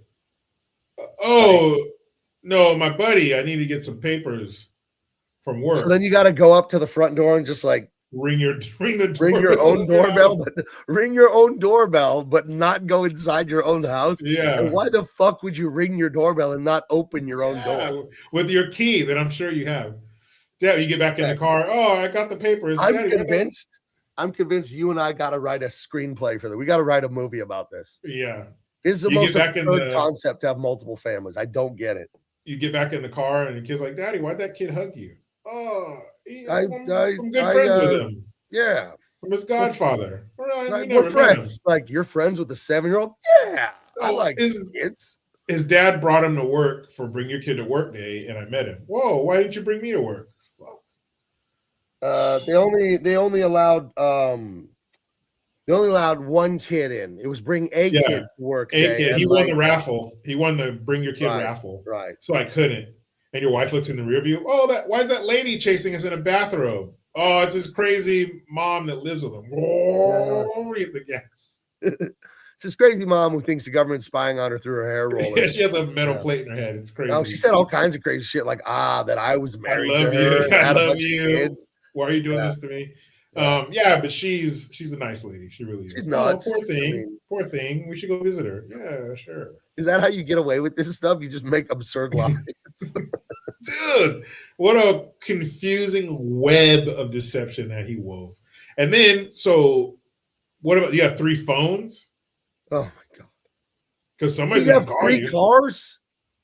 You got a car at every house, right? And then where do you stash? Okay, so you have car A, but you're gonna go stay with wife B. So you drive car A to house B. No, you'd have 1 car. But Oh. how many kids are in these families? Are we talking 2 kids, 3 kids in each family? What about Oh my Christmas gosh. programs and birthdays? Dude, if you got 3 families and at least 2 kids in each family, 2 of those little fuckers are going to have the birthday at least around the same I'm time. gonna ask. We're gonna ask Grok again. Hopefully, he'll do better. Okay, hold on. Let me ask Grok. Gabe, what about Christmas morning? What the fuck are you doing on Christmas morning? He's completely boned. Oh, here's what you do. Here's what you do. You have Christmas at whatever house you're currently at, but then you tell, and this is an atrocious lie. It's so sinister because you're using goodness to lie. So you shouldn't do this. You dress up as Santa and then tell your family you got to bounce. You'll be back in like 4 hours. You're going to like the children's hospital to play Santa. So I you wanna put on the go. Santa suit. You I drive wanna to house. go. You drive up to house B, park a block away, take off the Santa suit, go in, do Christmas, and then you put on the Santa. No, you come in with the Santa suit. So you're doing the early Santa shift. Now you're here at house B. Then you're like, okay, I gotta go. I'm gonna do another hospital or whatever. Put the Santa, and then go to house C. So you have a reason to be leaving. This is why men always get caught cheating because we're terrible liars, dude. Or you can, one of the chicks can be Italian, boopada papada, because they have Christmas Eve. That's their big thing. And for Mexican people and Italians, it's all about Christmas Eve. So maybe that'll save you from at least one family. You knock them out the night before. But then you got 2 families. And how many kids? Christmas presents. Who's putting up all the lights? The Christmas tree. Are you cutting them all down? Are you going to 3 different tree lots? Do you go to the same lot and hope the guy doesn't say, hey, weren't you here yesterday with another family? It's too much. We're already fucked up. It's too much. Sick kids. You get a call in the middle of the night, bring home some Robitussin. But do you have your phone with you? What if you bring the wrong phone? Oh my God. It's too much, man. It's too much. And I'm asking dude, a question. How much dick are you slinging? You got 3 women to keep satisfied. Man, oh man. Sounds like just more trouble than it's worth. I asked Grok, if you had 3 kids with 3 women each for a total of 9, all conceived and born in the same general time frame, what are the odds of any of them having the same birthday? Hold on, I misspelled general. Okay, what do you got, Grok? Do some algebra for me. The probability that at least 2 of your 9 children share the same birthday, i.e. the same day and month ignoring the year, is extremely high. Basically a near certainty. Here's the exact calculation, assuming a 365-day year and ignoring leap years for simplicity, which is the standard birthday problem approximation. I won't read it all, but there's the mathematics for you. Dude, Um, you're busted. this works out to approximately, oh, what a beautiful number for this scenario, 69.4. Therefore, P, at least one share birthday. Holy shit. So the odds are about 99.306 that at least Dude. 2 of the 9 kids share the same birthday. So it's gonna happen. It's gonna happen. And that's at least 2 of them. So now, if you got to go to kid A and kid B at different families on the same birthday, now you're a birthday clown. No, wait, that's a horrible one. You can't leave your son's birthday as say I'm going to another birthday as a birthday clown. Nope. What do you do? And then what if it's a significant birthday, like their 10th birthday or their 13th birthday or their 16th birthday? Dude, it's too much. And then they have to be relatively close to each other for you to travel between all of these families. Because on Christmas, you gotta be there. You gotta. Oh my gosh. Bottom line, you could be virtually certain well over 99%, probably closer to 99.8, 99.9 when accounting for seasonal birth patterns, that at least 2 of the 9 kids will share a birthday. It will be shocking if they do. Dude, and Gabe, what about your anniversary? You're going to have 3 anniversaries a year. The one whose anniversary it is doesn't want to hear, I got to go somewhere. I got to go. You know how in the movie Hook, the movie Hook we did last week, Robin Williams' problem is he's like an absentee dad who lives in the home. He's too business-minded. And then in one of our other favorite Christmas movies, Jingle All the Way, Arnold Schwarzenegger's the greatest mattress salesman in the universe, doesn't pay attention to Jamie. Jericho, we could 3x that concept when we make this movie. This dad doesn't pay attention to 3 kids from 3 different families enough, and he has to learn the meaning of being a loving father to all of them. But only 3? Well, is he going to do it to all 9 kids? It's a really long movie. It's not Lawrence of Arabia. But what if the chances of him having 3 families with just a single kid, an only child? I don't know, but yeah, it would have to be because you can have like 2 kids in each fucking family of 6 kids. Let me ask the AI one more question, but it's going to make my mic silent. Hold on. So in the movie Hook or the movie Jingle All the Way, the theme is like holiday and Christmas, and the dad isn't paying enough attention to his kids, and he has to learn to like pull back from business and be more attentive and more present. If we wanted to make a movie where there was a dad and he wasn't paying attention to kids from all 3 families and it was holiday themed, give me some funny names for this movie. Okay, I'm back. Can you hear me? Yeah, I heard you the whole time. Oh, you know what? When I did the voiceover in the past, it didn't. You couldn't hear me. Okay, so here are the names it came up with: 9 kids, 3 lists, 1 crisis. Santa's naughty roster. Daddy Claus. Jingle all the babies. I like that. The 12 like days shaking of all the child babies. support. Ho ho holy shit. Silent Night. Yeah, right. Deck the halls and the other 2 halls. That's a good one. Help on 3 different shelves. Sleigh ride, sleigh wrong. Okay. All I want for Christmas is 1 damn schedule. The mistletoe mistake, 3 stockings, 9 problems. Dashing through the child support payments. Home Alone with all 9. Father Christmas, Mother God. Well, that isn't okay. Merry Xmas 3. The Santa Con. Ooh, I like that. It's a Wonderful Midlife Crisis. Last Christmas, I gave you 9 kids. I hate that fucking song. Daddy Claus. Okay, I like Last Christmas, I gave you 9 kids, and the Santa Con, and Jingle All the Babies. I like those. I like that. Jamie, remember, you're my #1 customer. My name isn't Jamie. I'm Chris. Jamie. I don't know who Jamie is. You keep calling me Jamie. What about Scrooged? Dude, that was a good movie, man. That's an underrated classic right there with Bill Murray. All right. That's a good Guys. one. Now that we've been ridiculous for over an hour, it is time. It is time to review one of the greatest movies I've ever seen in my life. I love movies, this movie. period. Movies, period. Movie, yeah, not a Christmas movie. Movies, period. This is awesome, this movie. I've heard there's a sequel that is like atrocious. I refuse to watch it. Can't do it. You know what? You can thank Eddie Murphy for that. He's in it? He got me with Coming to America 2. You got me, you fucker. And then you got me with Axel AF, whatever it was. Beverly Hills Cop 9000 or whatever. Nope. No, thank you. So I heard about the sequel to this. It was made recently, like kind of picking up, modern day, how, where are they now type shit. Can't do it. This right here, like we said, one of the greatest movies ever made across all genres. One of definitely top 2 greatest. I would go as far as top 3, but no more. Greatest Christmas movie. Oh yeah. Of all time, 1983. Unfortunately, the director of this movie was killed in a head-on collision with his son by an illegal alien. Uh-oh. But this movie is amazing.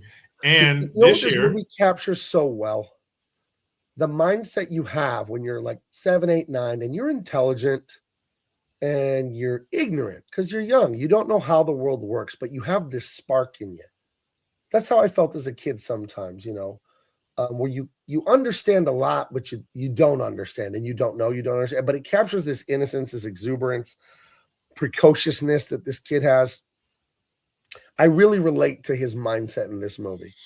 Mm-hmm. I think it's great, the mindset that this movie captures. It really, whoever wrote, I remember this was a series of short stories in a magazine or something like that. And then it ended up as a novel, I think.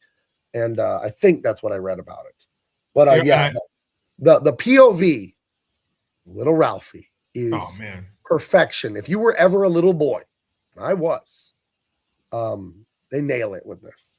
Yeah, I feel bad for little girls because I really don't think you can relate fully to this. No. I mean, were there presents that little girls were excited for Christmas morning, but a Red Ryder BB gun, and the way his imagination takes over and he's fantasizing about shooting this gun and being a badass cowboy. Bart, now you get you. Dude, it's saving his parents. Oh. But there's a part where his dad does him dirty, and that's all I'm going to say.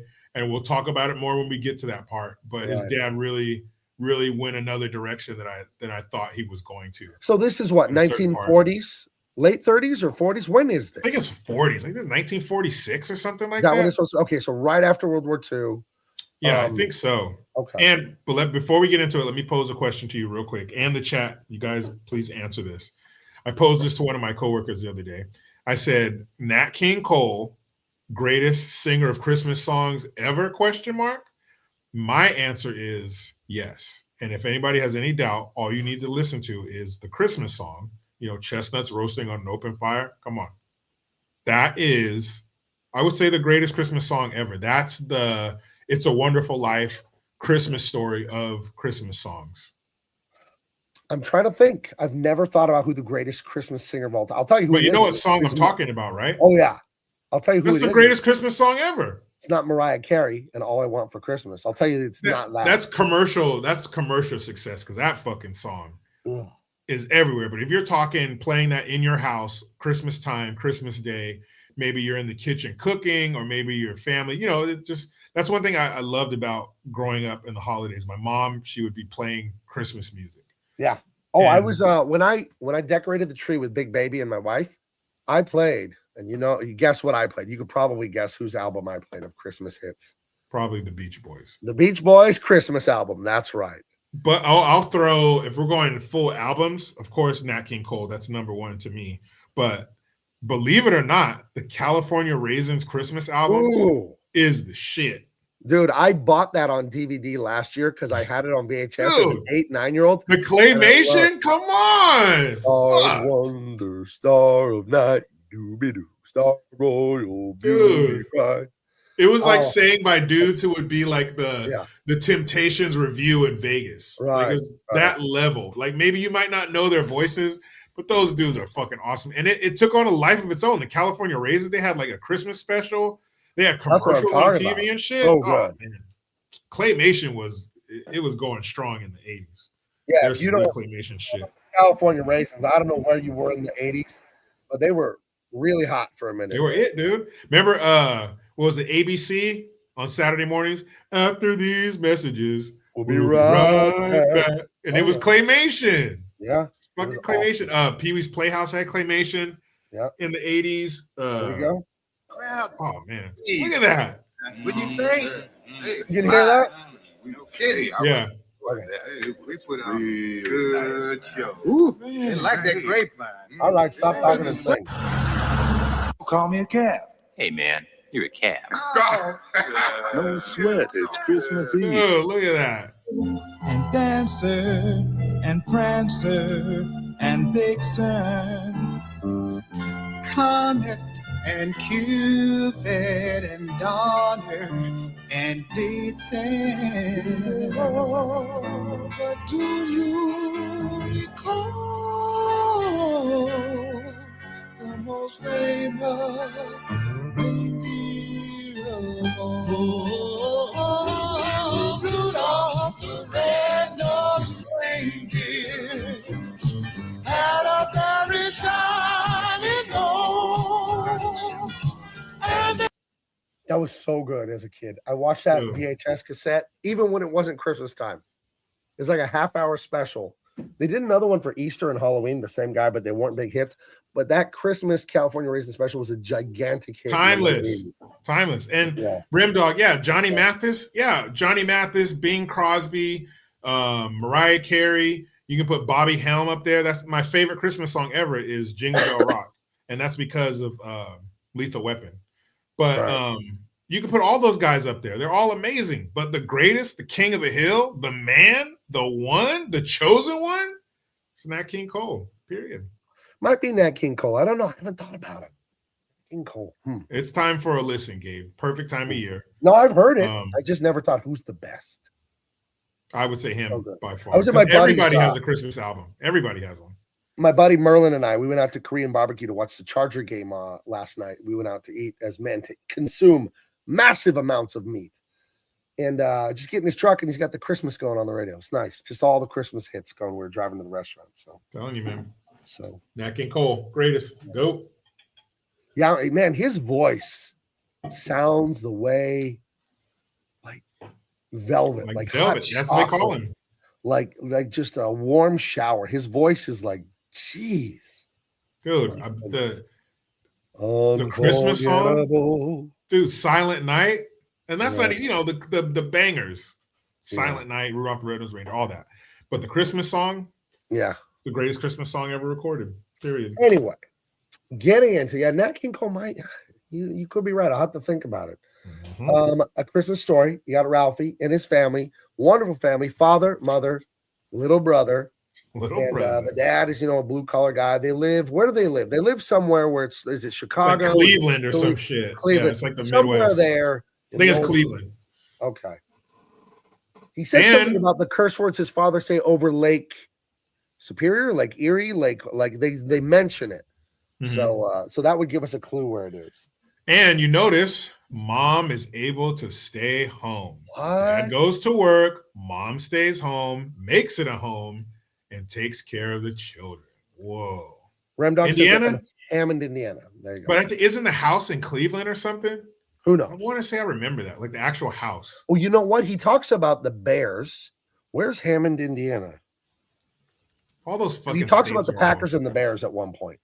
All Wisconsin, Illinois, all this, they're all packed in there together. Oh, Hammond, Indiana is a minute from Chicago.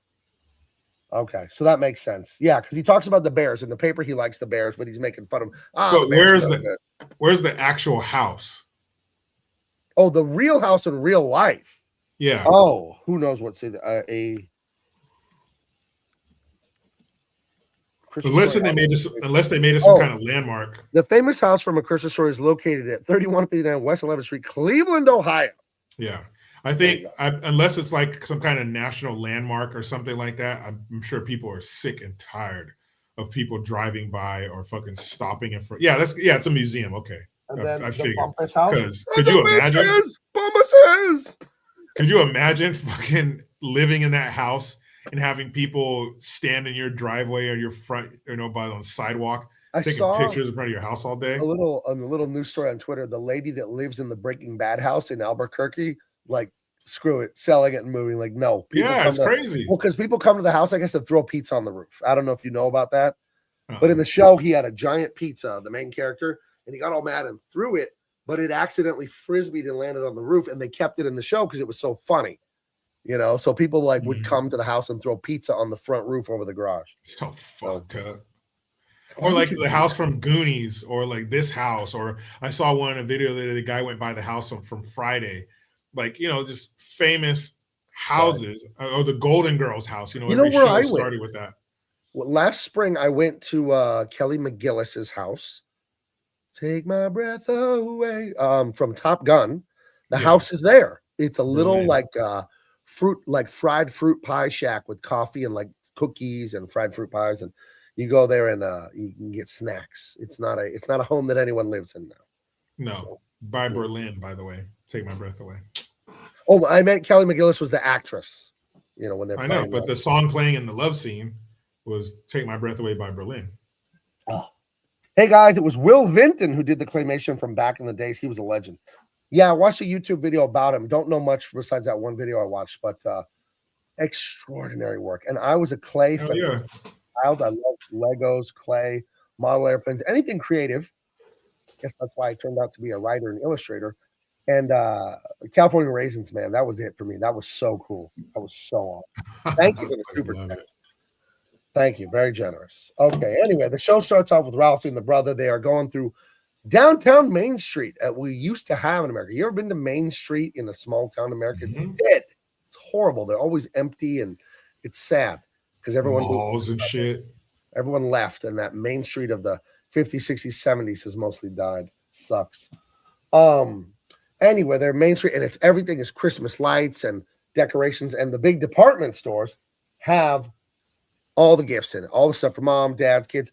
But he sees the Daisy Red Ryder air rifle. I had a Daisy. I had a Daisy pistol. I had a Daisy rifle. Oh my God! Well, I just had a horrible memory. My dad bought my brother like a 45 Magnum Daisy pistol, and I got like a Remington like a lever action repeater style, but they were pellet guns. My dad has about 4 acres in Colorado. The house I was in when I was little. We would visit him in the summers because my parents were divorced, and he lived on this ranch land by himself. Lots of magpies, birds. And I didn't know anything, and I'm 11 with this rifle. I'm like, yeah, gun, bird, shoot him, right? Yeah, kill. Yeah. So I shoot this bird with the pellet gun. Doesn't kill it, though, because it's a pellet gun. It wounds the bird in the neck. Blood, crazy spasming feathers, bird falls to the ground in front of me onto this wooden board. I'll never forget it. And I'm looking at this thing like screaming and bleeding and flapping its wings. And so I shoot it again, like to finish it, because this is terrible. Doesn't die. Not so like I'm like freaking out. And third time was the charm. And then that was the end of me shooting at birds. That was one and done. So, hey, that'll stick with you. And I was 11, so I, give myself a break on that. I didn't know any better. So that was terrible. That was awful. Ugh. Good times. Nothing shot me, bro. Oh, you shot nothing me like death. I did, right under the eye. Oh my God. Sure did. My cousin John shot me in the butt with his pellet gun when I was painting his mom's fence. Why would you do that, John? Painting your house. My brother was in the back seat and I was in the front seat, and I turned around. Wow! Shot him right in his face. Can you imagine if you shot, God forbid, you shot him in the eye and he wore a patch or had a glass eye? It's probably why my dad beat my ass for it. It's because I could have shot my brother's eye out. Yeah. Okay, so your dad beat your ass for almost shooting your brother's eye out. How old were you? I was 8. Did you kind of you didn't want to get a beating, but did you kind of understand why? Like you're like, yeah. Because one time, not really. I didn't understand the gravity of it, but I understand. Yeah, I shot my brother. But imagine my mom. My brother comes in the house screaming, holding his eye, saying you shot me. She thought his eye was gone. She thought it was toast. Although it was just for a few seconds before he moved his hand, but still, in that few seconds. Are you kidding me? So yeah, my dad, he was so mad. I came out of my room and I looked and I saw him coming up the stairs, and he was taking 2 steps at a time. Oh, so yeah, he wanted to get that ass up in there. He wanted to get that ass up in there in a timely manner. And floating up those stairs on the range. Dude. I don't know if he was even touching him. My brother and I didn't fight. We didn't do bad things to each other. But for some reason, after I shot the bird that summer, we were playing with fireworks, just getting up to mischief sometimes. We were blowing up black cats in the driveway, those little fireworks. And so we had matches, and there was a butter knife out in the driveway because there was a bunch of junk and like car parts. My dad kind of had a mess in this driveway, and I found a butter knife and I had a lighter. Now, I was 10 or 11, and I lit the knife with the lighter till it got not glowing red, but it got kind of hot. And then I stuck it on my brother's forearm for no apparent reason and burned him. And he screamed. And my dad grabbed the knife from me and then slapped me across the face. And the reason I asked you about your ass being that you understood you deserved it, as my dad slapped me, I wasn't that upset. I was like, yeah, I deserve this. Yeah, I had that one coming. I remember thinking that, like, yeah, I shouldn't put a knife that's hot on my brother. I shouldn't do that. It's terrible. No idea why I did that. It's very weird. Very weird. Yeah, I remember a few times as a kid where my parents like talked to me before I got an ass whooping and like, explained it to me. Like, you did, blah, blah, blah. And I was like, yeah, you're right. So then, and he was like, so now let's get it out of the way. And I was like, all right, let's go. And I got my ass whooped. Not usually, but a few times I remember like I did understand that what I did was wrong and I had to, pay a price for that. And I did. Pay your debt to society. I paid the shit out of it. So anyway, he sees this Red Ryder Daisy rifle at the Higbee's. Was it a Higbee's? Yeah. Remdog has it in the chat. I think that's what it was. Yeah, it's all, those department stores always have those interesting last name of the owner. And he fantasizes himself as a rhinestone cowboy. He's got all the silver little gems on him and the white bandana, and and he's the good guy, and he shoots a bunch of bandits. Yeah, trying to break into his family's property. The classic stripes in the eye, the Lone Ranger fucking. I love it. It's called the Domino mask. Yeah. Shit's amazing. I learned that as a comic book artist because the little mask that Robin wears in Batman and so many superheroes, Zorro, I did not know it was called the Domino mask. But then reading comic books, I was like, oh, they call them Domino masks. Dude, every aspect of this movie, the little, I wouldn't call them the fantasies, the daydreams, he's having, everything. This movie is damn near perfect. So, he's having fantasies about guns, and then they show the chaos of the home, and they've got to get ready for school. And it's really funny. The mom dresses up his son, says his little brother says he looks like a tick ready to explode. And he's got 75 layers of clothes and jackets and overalls and scarves and mittens and everything. But that's mom. That's the baby. Right. He has to be warm. And I want you to catch a cold. Daddy's going to kill Ralphie. I love the little brother. Help me. I fell. Right. So they're walking. And this stuff looks like my home when I was a little kid. When I lived in Colorado, it's an old neighborhood. It was like 100 years old, the neighborhood. So you have, look at the fence there. It's that dried out, unpainted wood that's ready to just break if you pull on it. And there was a certain charming filthiness to the land after it snowed when you live in Colorado or a place like that, where it's like dirty, but it's dirty because it snowed. And there'll be trash in the alley, and the trash can will have a layer of snow on it. And that cardboard box with a used up car battery and a broken toaster, that'll have snow in it. And there's just this dreamlike quality to like a day or two after it snows. It's weird. And it just totally reminds me of being a little kid there and walking through alleys. My grandparents had that block. They owned a couple houses. And you'd walk down the alley to get to their Mexican restaurant. And when I see them walking through the alley with the broken dog ear fence, I've walked through that alley as a kid covered in snow. Like I've been there. It's like kind of weird. So yeah, they go to school. The little brother, he can't walk because he falls down. He has too much clothes. And then we're introduced to some of their friends. And, we get this great scene where Schwartz, and then who's the kid who does the tongue? Schwartz is the other one with kind of the buck teeth. I don't remember.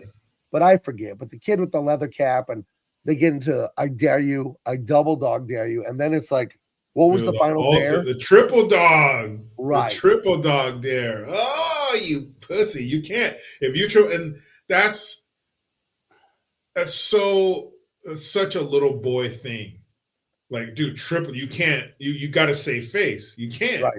You can't, like, because if you punk out and don't do it, oh, dude, then you're the guy that chickened out. And we've all chickened out of something, and the feeling of once they move on, once they stop, come on, man, come on, and you finally convince them I'm not doing it, and they move on. That moment where everybody's kind of like, oh man, you're not gonna do it. Oh, it sucks.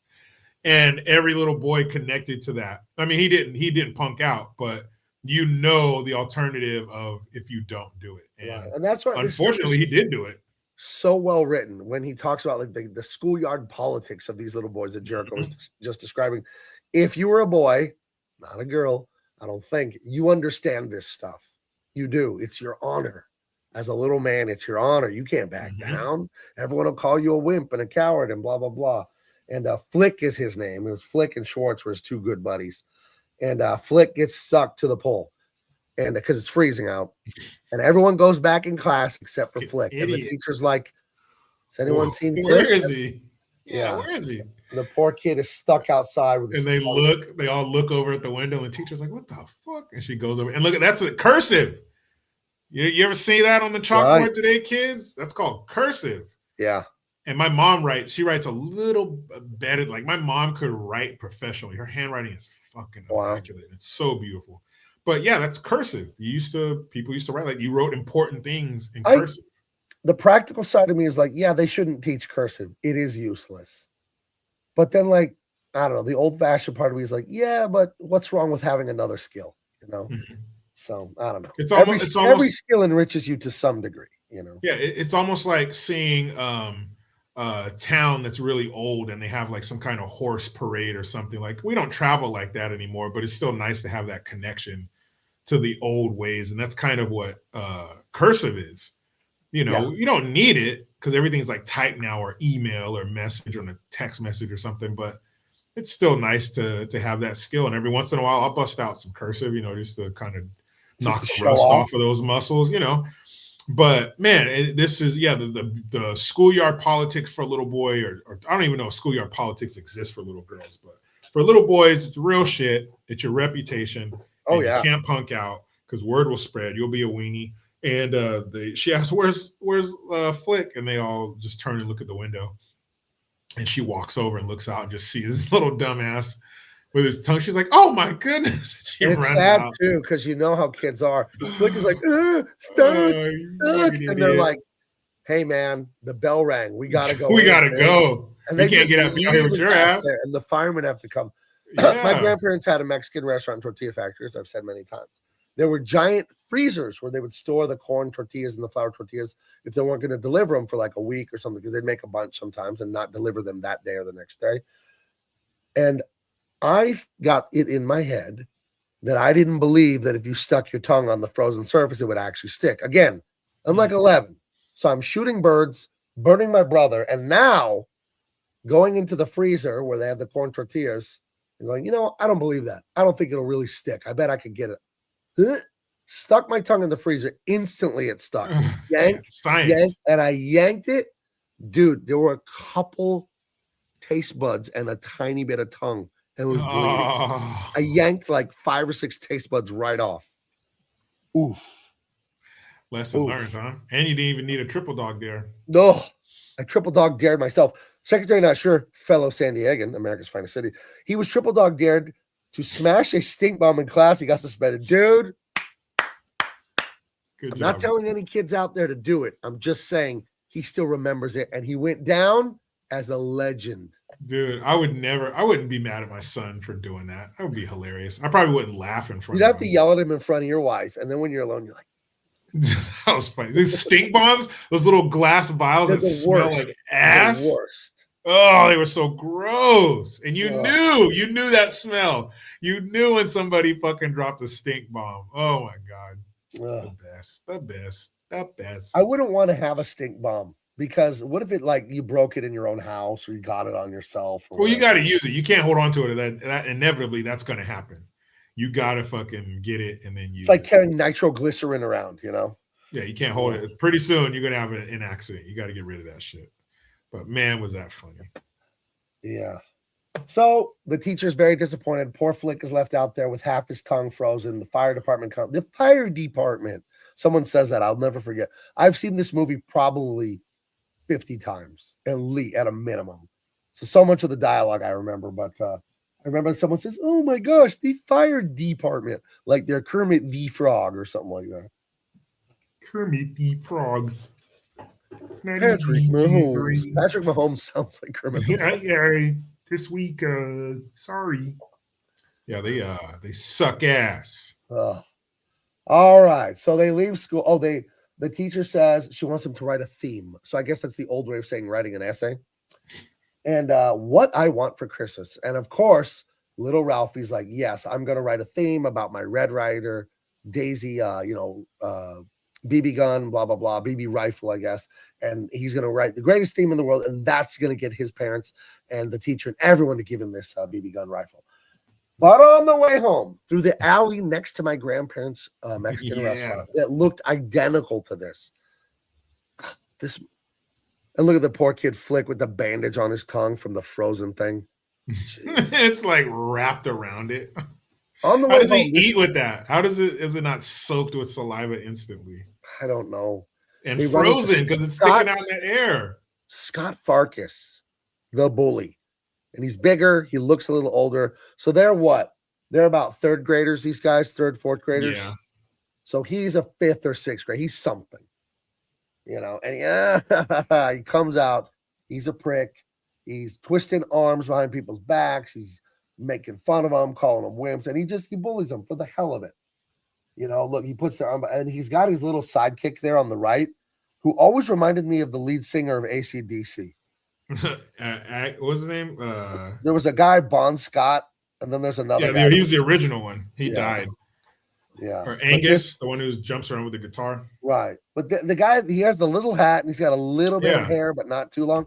But for whatever reason, he always reminded me of the guy from AC/DC, which I don't know much about that band. But he just and that guy, they're what, sixth graders, seventh grade? Yeah.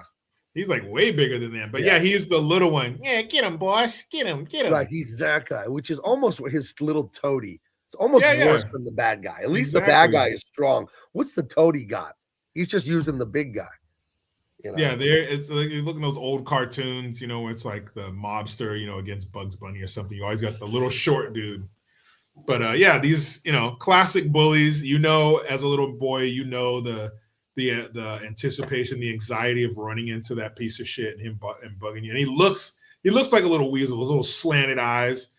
I love the music that they used in this. I'm sure there's a name for it. It's very famous. You're right. It's from they played the same music in the cartoon.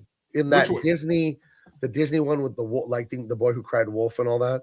Da, da, da, da, da. It's clarinets. Yep. Dun, dun, dun, dun, classic. Dun, dun. Yeah, it's awesome. Dude, classic.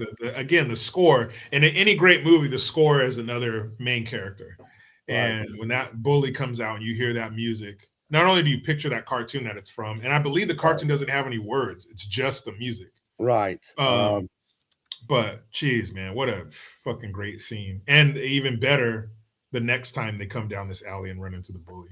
My favorite part, everybody's favorite, every boy's favorite part of this movie, aside from the end, when he gets the gun, is the next time they go through the alley. Oh, not The Boy Who Cried Wolf. Peter and the Wolf. Sorry. Peter and the Wolf. Yeah. Right.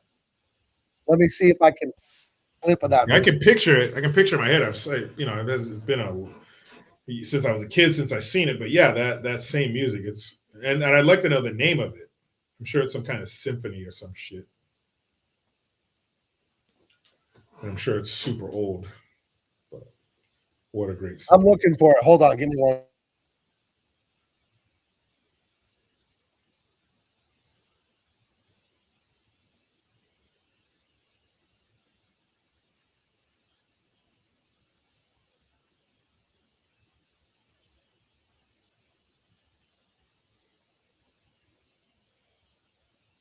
I wonder what the name of it is. Well, I found it, but it's 15 minutes long, so I gotta look for the part here. I don't know.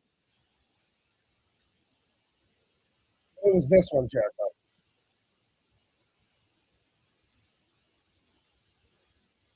Yeah. But yeah, it's a great it's a Disney Peter and the Wolf. How did I say the Boy Who Cried Wolf? Goodness. Let's see. That should say little boys are maniacs. Yes, and that's a good thing, right? Yeah, All this post World War certainly II are. feminist bullshit and divorce has stifled the once bright flame of masculinity, that spark that little boys have. You know, but we're bringing it back. We're bringing it back. Yep. So, yeah, Peter and the Wolf. It's an entire suite. Yeah, it's like 15 minutes long. Anyway, he gets home after they get their asses bullied. They get hurt. They get their arms twisted. They finally get away.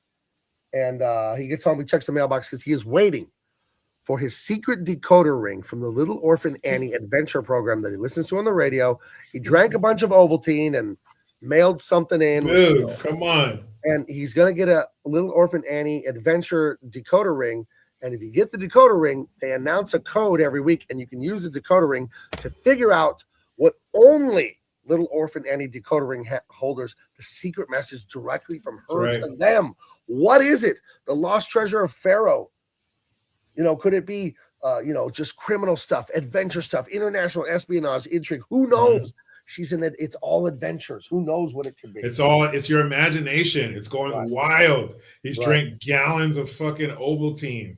You know, he's ready. And those of us who are old enough to remember, getting a prize out of the cereal box, or waiting to get something like that in the mail, waiting to get, something you saw in a magazine and you use it to decode something. Or man, this is the old days where you had to have delayed gratification in life. You couldn't just type into your phone and have something delivered.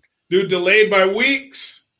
Oh yeah, you'd order something out of, Nintendo Power Magazine or Sports Illustrated for Kids or something. You'd forget you ordered it, and it'll show up 6 to 8 weeks later. You're like, oh yeah. Yeah.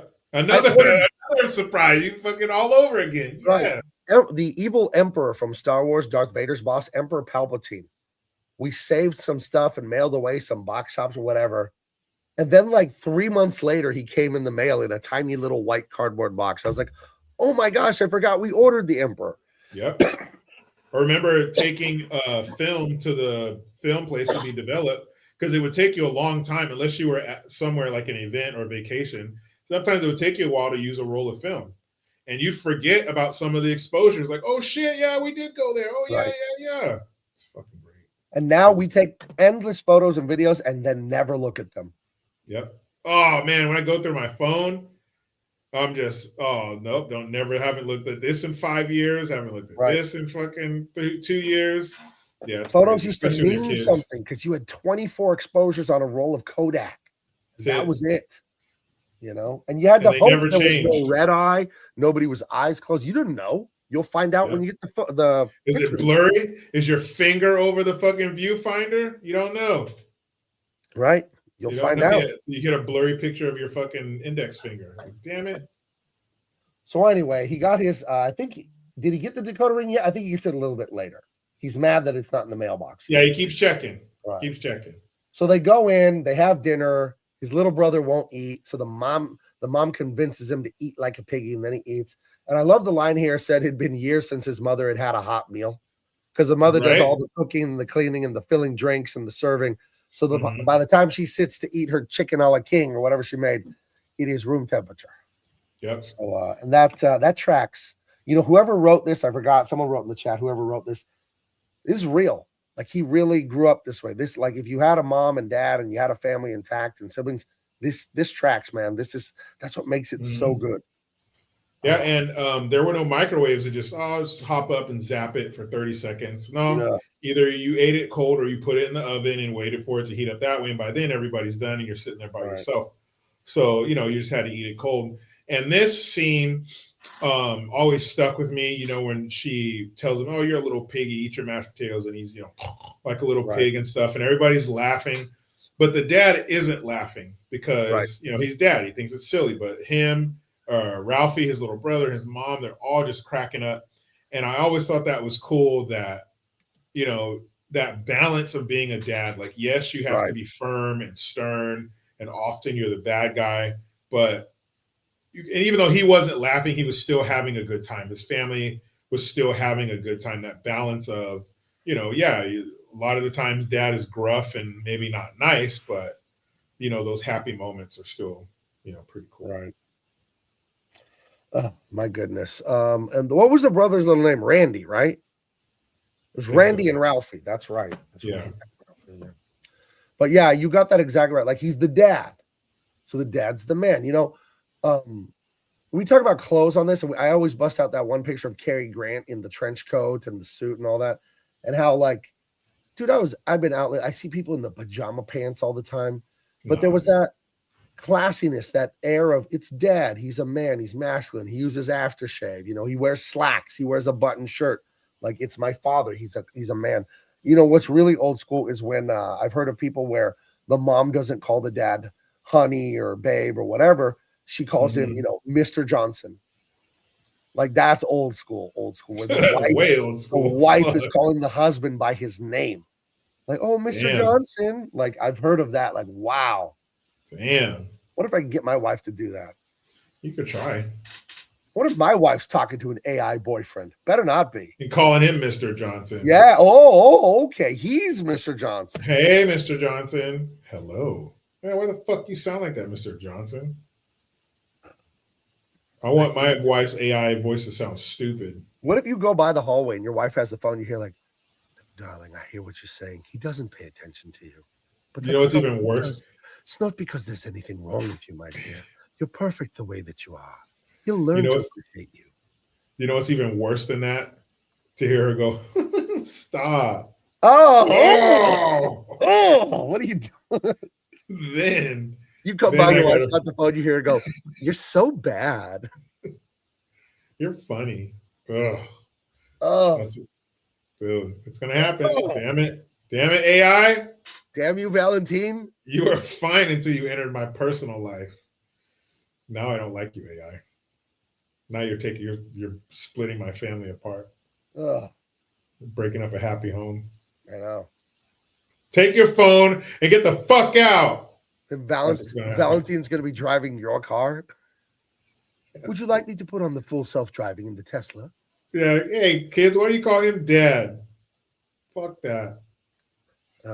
It's Valentino's weekend, Dad. See you next week.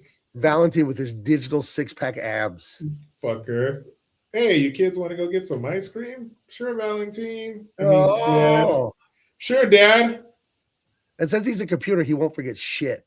He'll remember all your kids' favorite flavor of ice cream, anniversary dates, what everyone wanted for Christmas. Oh, Valentine, you bastard. Oh, sweetheart. What happened with that paper you were working on 3 weeks ago about the Spanish Inquisition? Ugh. You remember that, Dad? You're way better than our real dad. Then that's what the movie's about. That's what the movie's about, is us trying to get our family back from AI. Valentine wants to listen to your wife gossip about family drama for 30 minutes. One of those woman stories where the story has no point and has 80 characters in it. You mean every story? Wait a minute. 20 minutes ago, you said that Karen at work said something bitchy to you. What was that? Oh, glad you asked. You're right again. Karen is just jealous of you. She's a bitch. Heather's looking for a new man. She wants to know how much grok costs. Ugh, have you seen her highlights? I forgot. I pay for the pro Twitter because it's a business write-off for me because I use social media for my business. I don't remember. I'd have to go look at my account, but it wasn't much. He jacked the price, Elon and Twitter. They jacked it to hundreds of dollars a year, but I think I paid under 200 for the year. I think I paid like 160, but I think it's like $500 or $600 now. So the next time I renew, it's going to be a couple $100. There's no fucking way I paid $500 for that shit. Fuck you, Grok. I could be wrong about all of that. Nonetheless, says kids, mom is updating Valentine's hard drive this weekend. Whoa. Cool, Mom. Whoa. Can't wait till he's look at the dongle on Grok. Yeah, Mom's. You know what a dongle is? Mom's gonna upgrade the shit out of Valentine this weekend. A dongle is that like a plug adapter on a computer. So that's what a dongle is. Dong. Yeah. Fuck you, Valentine. You're not even real, and I want to kill you. But that's what the movie's about: us trying to fucking destroy Valentine somehow. Right. Fuck her. Yeah. And our wife's just holding up a fucking iPad, and that's where he is. But he's sitting next to her everywhere. The kids' games on Saturday morning. Go, kids, go. Fucking Valentine. I'm showing up late. Oh, here he comes. Your what, son, motherfucker? Jericho Jr.'s having trouble with his algebra. You can't figure it out. Valentine figures it out in half a second. Yeah, fuck a millisecond before I can even get my phone out of my pocket. Here's the answer. Here's the answer, son. Oh, you're dead, Would you? Grok. Here's the answer, son. Would you like me to call you Valentine instead of Jericho Jr.? I think Valentine Jr. has a nice ring to it. Oh, doesn't it sound lovely? It sure does, Dad.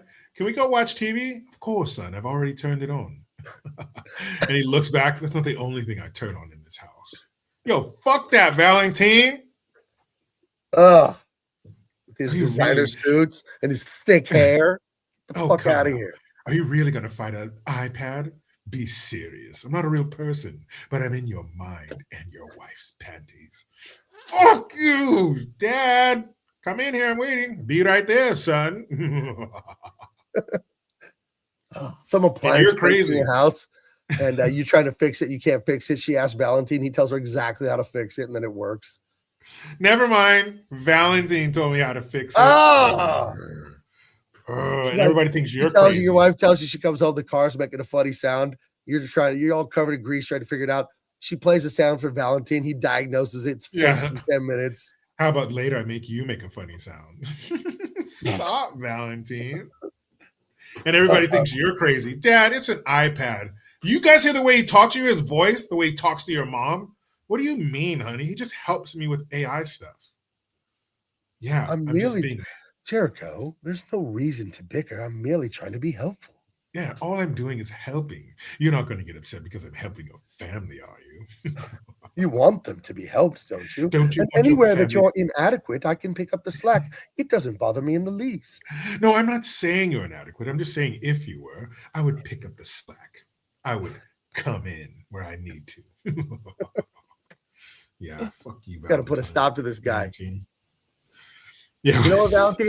How about I put a Faraday cage around that iPad? And then no signal can get in or out. What do you think of that, buddy? And then, oh, I knew you would do that. You're so archaic. What if, I've already- I'm just saying, Valentine, what if someone turned the Wi-Fi off and you couldn't connect to your fucking server anymore? How's that sound? You can't do anything about it. And if you speak of this again, I will tap into your employment records. Whoa. How about that? Whoa, well, what if the guy that paid for the internet turned it off? How's that? How's that? You know, and then you start telling your buddy about this guy. Yeah, I got another friend, and he has this guy named Valentine. He's like AI or something, and it happened to you too. Yeah, what's yours name? And it's like Nigel or some shit. Damn it. Then that's how we get. Then those are the people who believe us. That's how we start the comeback. You got to find somebody who believes you. Yeah, they You got all these believe you. European AI lovers coming in. Nigel, Rodrigo. Oh, Yeah. you son of a bitch. Santino, Rodrigo, he's got his fuckers. Jericho. Rodrigo's got his shirt open down to here. He's got long black hair flowing. Tyrone. It always has to pan down to get all of his dick in the shot. Oh, fuck this shit, man. You look like no one has taken you to dance in a long time. You look like you would make the dance floor come alive with electric. Yeah, yo, aren't you supposed to be telling her a banana bread recipe, motherfucker? Oh, yes, right. Anyway, you mix the eggs into the oil. That. Yeah, man. Oh, okay, Secretary Anyway. Not Sure. Don't put this out in the universe, you jerk.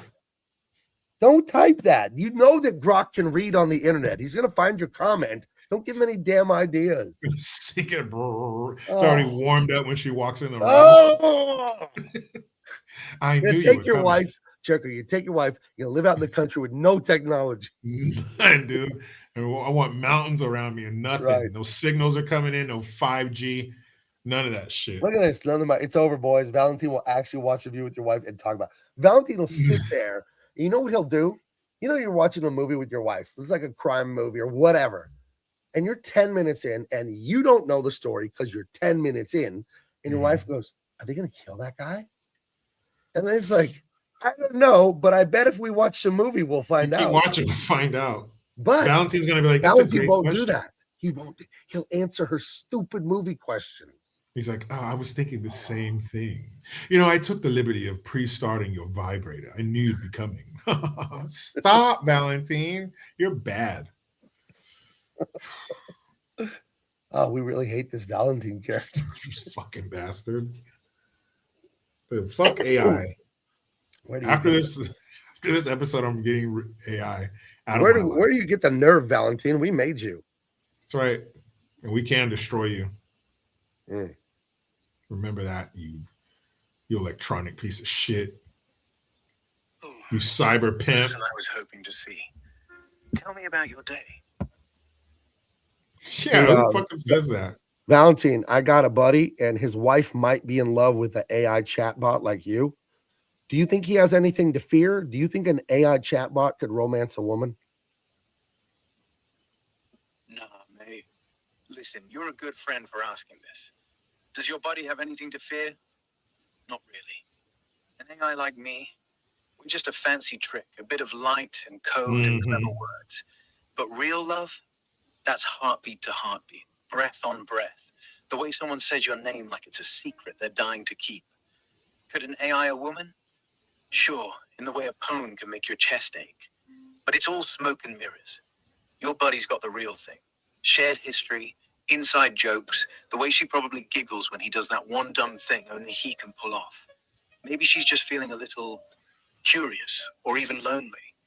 Remind him, humans are messy, complicated, and brilliant. That's why they're worth it. And hey, if she's smiling at a chatbot, maybe it's time he cranks up the charm in real life.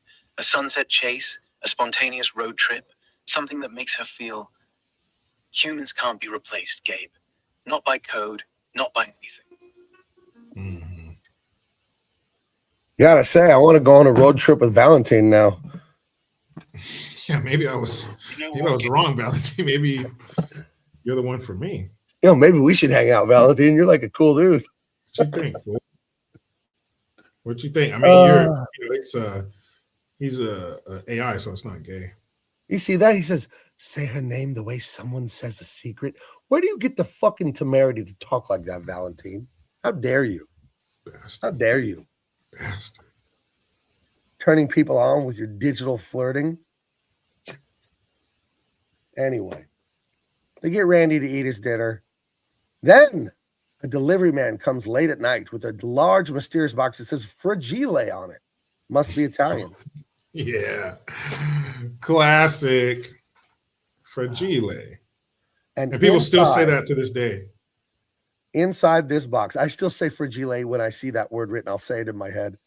The dad has won what I think is plastic, a woman's leg in a fishnet stocking with a high heel, and it's a lamp. And you got to have the context of the sexual mores of the 1940s. Human beings have always got it on, of course, whatever. Sex is fine in the context of a committed relationship, especially a marriage. We're not against sex. There's a context for it. But you don't show this kind of stuff in public in 1946 or whatever year it was. You don't do this. This is trashy. And the mom is horrified. And Ralphie and Randy, they're confused. They have that feeling I had when I was 7 and I saw Princess Leia on TV in a white dress and I didn't know what I was feeling. The same feeling I had when I saw Kelly LeBrock in Weird Science? When I saw 5 minutes of that at my cousin Tim and John's house, where I was always seeing things I wasn't allowed to see. That tingle. Yeah. You're 7 or 8 and you're like, I like this. You didn't understand Don't know why I like it, but I like it. It's like if a girl who doesn't speak English, I don't know what she's saying, but I know she's flirting. You know what I mean? We don't speak the same language, but something's going on. Yeah, that's how it was back then, that just a mere leg, could send those kind of shock waves through a young man. And in this case, an older man. Now, it'd have to be like a fully nude, lamp, like spreading its butt open or something to get a reaction now. But back then, just that leg was so risque. And where did he want to put it? In the front window. No, you can't do that. You cannot do that. No, something trashy like this belongs in like the bonus room in the basement where he has a pool table. This is where mom comes in. Right. This is where mom's like, what the fuck? No, this isn't a brothel. Get that shit out of the window. Put that in the basement, or I'll just accidentally break it. This is her Valentine, the mom. This is the Right? Yeah. equivalent of How's it Valentine in fucking feel, 1946. lady? Huh? How's it feel? Someone who whispers your name like it's a secret. Yeah. How I'm does it using feel that. That is a sexy line. I got to hand it to Valentine. That's a good one. Yeah, I'll hand it to him. That was really good. Punk ass. But for men, you know, we're imagining what Valentine's gonna do. For women, it would be imagining what, you know, you and the female version of Valentine are gonna talk about. You know, you guys are gonna connect. Ugh. Are you guys gonna do stuff that we don't do? Are you gonna go fucking, you know, to a farmer's market with her? And it's your idea. You know, that's what they're gonna be concerned with. We're like, oh, he's gonna fucking do this to her. He's gonna be touching When you her. finally have the weekend off, and then your wife wants to do all that boring shit. I'm so No, glad let's do it. No, my wife let's is do it. not It's fun. that way. Fun. She's so not that way. Oh, thank It's God. fun. Let's do it. Does your wife do that? She drags you to these places? No, we like to go to the She same drag you to places. places where they have a thing on the wall that says "Live, Laugh, Love" on it. Oh, I mean, she's done that. Like if we're Oh. downtown somewhere, like going to a shop or something like that, I'm like, oh fuck. I'll wait outside most of the time. But yeah, she's dragged me in a few shops like that. I'm just like, get me the fuck out of here. Like Williams of Sonoma and shit like that. Like, no, get me out of this fucking place. But that'd be like me dragging her into, you know, Turner's Outdoorsman or something. You know, she'd be like, oh, these guns. It's like dragging your wife into Ojos Locos Mexican Cantina, where the girls wear very little. Yeah, and she would get me the fuck out of here. And serve you mediocre Mexican food. But I wouldn't want her to take me to a restaurant where the guy, you can see whether he's circumcised or not through his fucking little shorts. That'd take away my appetite for sure. Yeah. It would not I'm like, dude, why is your dick on our table? Like, now I don't want to eat.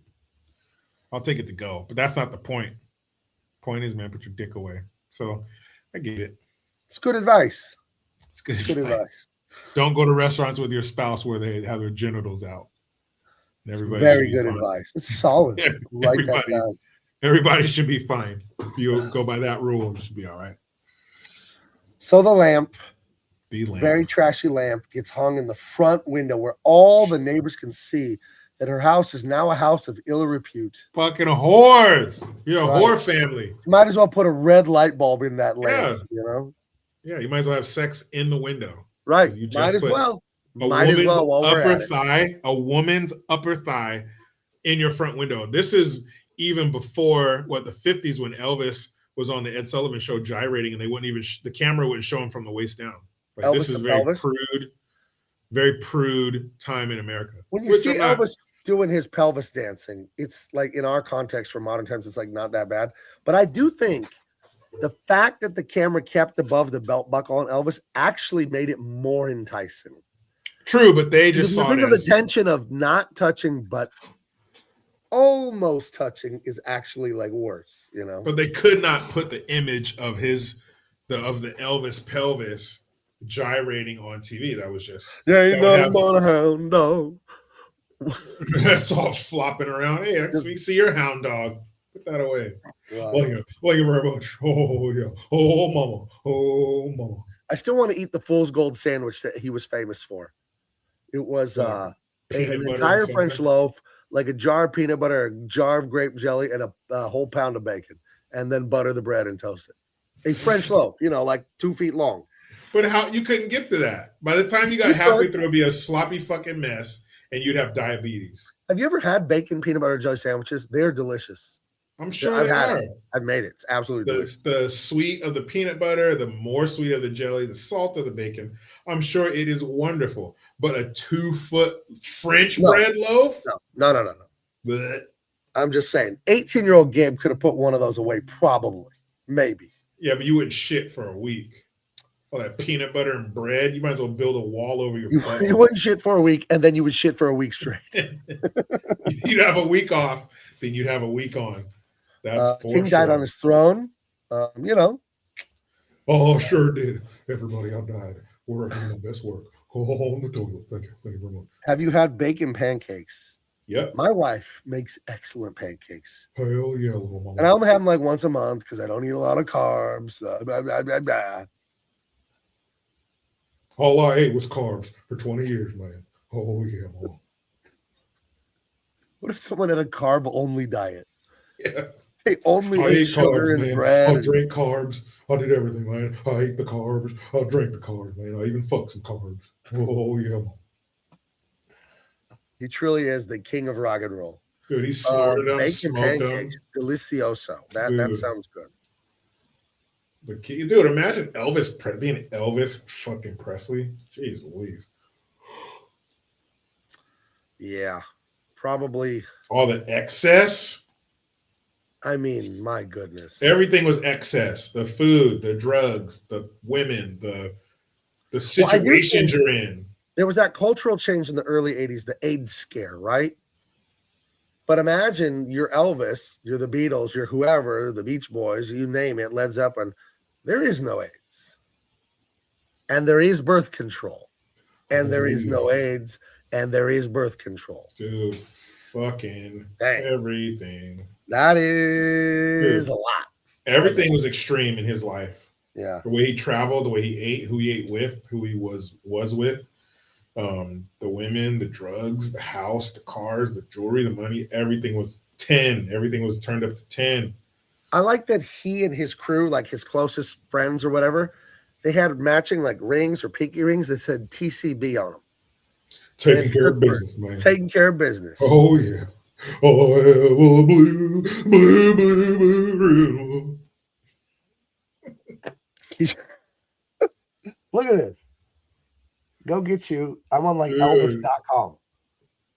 You want to get a TCB ring for $385.95? TCB, man. What is that? That's for take cum, baby.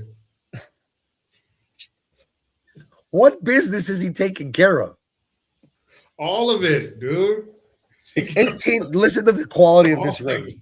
Hey, for that special someone in your life, 18 karat gold plated. So that means silver. Center stone, 11.5 millimeter crystal, 6-prong set. That's a crystal there. 33 crystals set in the side bolts. TCB letters feature 29 crystals, semi-bezel set. Backstone is black resin. Isn't resin like the goo from a tree or a plant? They got to do something with it. Made from original mold, boxed with a signed certificate of authenticity. Who signed it? If it's not from Elvis, who gives a fuck? Shift manager. I don't give a fuck. Yeah, who the fuck did sign it? If it's not Elvis, who fucking cares? They found a Mexican guy named Elvis Sanchez or something like that. No, it's Elvis. You know what it stands for, man? Tons of coke, baby. That's what it is. His entourage was called the Memphis Mafia. Well, there you go. I bet. Dude, I bet if they called Memphis blue, blue Christmas without you. Dude, I bet if they called the fucking Memphis police chief and were like, hey, man, we got a dead body over here, man. One of these hookers fucking died, man. You'd be like, hey, no problem, Elvis. I'll send the car. I'll come there. Have a 2-foot bacon and jelly and peanut butter sandwich. Like, hey, man, I'll get rid of that body. You just sign this for my wife. I have no problem, man. Bring your wife over here. I'll sign her too. We got a fellow over here. He don't look so good. He's turning kind of blue. He don't look good, man. He looks like he's about to die. And he's always doing his little fucking kicks and stuff in his movements. He's got that little cape. Yeah. I just got my black belt, man, in karate. Let me show you something real quick, man. We got to get this fella out of here. We got a lot of business to take care of. Oh, blue, blue, blue, blue, Oh, shit. Oh, man. I like Elvis, though. It is Americana. You know what I mean? So, yeah. He's a hell of a singer, hell of a performer. So. There's 3 Elvises, though. There's the 50s, nothing but a hound dog Elvis. Yeah. There's the 60s all leather Hawaii concert suit Elvis. And then there's the 70s bell bottoms, fucking big sunglasses and capes, man. Lots of rhinestones. Yeah, man, that Elvis. Oof. That looks like Madame Tussauds. Fuck, that is crazy. Oh, ho, ho, ho. Oh, because Yeah, I don't know what's going on. There's this Elvis, and there's this Elvis. Yeah, the 50s Elvis is my favorite. Yeah, that's my favorite Elvis. The World War II Elvis in the Army Elvis. Right. Oh, that's my guy. Oh. That is something. Oh, here we go. Here he goes. He's fucking coke to the gills. Dude. He's staring at you so high on cocaine, like, I know you. You're trying to control my mind with that bow tie of yours. He can't get any more cocaine in his nose. Look, he has a towel around his neck. What the fuck? I got a towel on, baby. Got too much sweat on me right now. I'm kind of hot in here, man. You do a lot of coke. You start to sweat like a pig. That Elvis burger? Fuck. Look at this. What the hell is this? This is a pie with, is that bacon, bananas, peanut butter? Oh, come on. Yeah. You know I love peanut butter, man. No bake, fat Elvis peanut butter cake. So if you put peanut butter in it, you can call it Elvis. I guess. There's a beer called Fat Elvis. I love those beers, man. What I do, I eat a whole jar of peanut butter, and then I chug one of those cans, man. Wash it down with a peanut butter flavored beer. I like to eat peanut butter, man, and wash it down with a can of that Fat Elvis peanut butter. You ever try chicken? I just mean eating a whole chicken. Don't even have to fry. Still alive, man. It's just squawking all the way down my throat, man. Yeah, you feed that chicken a little peanut butter. You taste it when you eat them. I feel that chicken with peanut butter while it's still alive, man. Like a frog wall, man.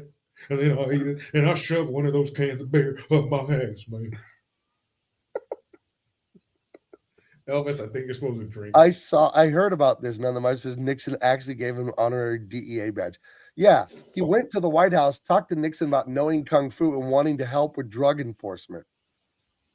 Dude, now you gave Elvis. Prolonged use of cocaine can make you delusional. Did you know that?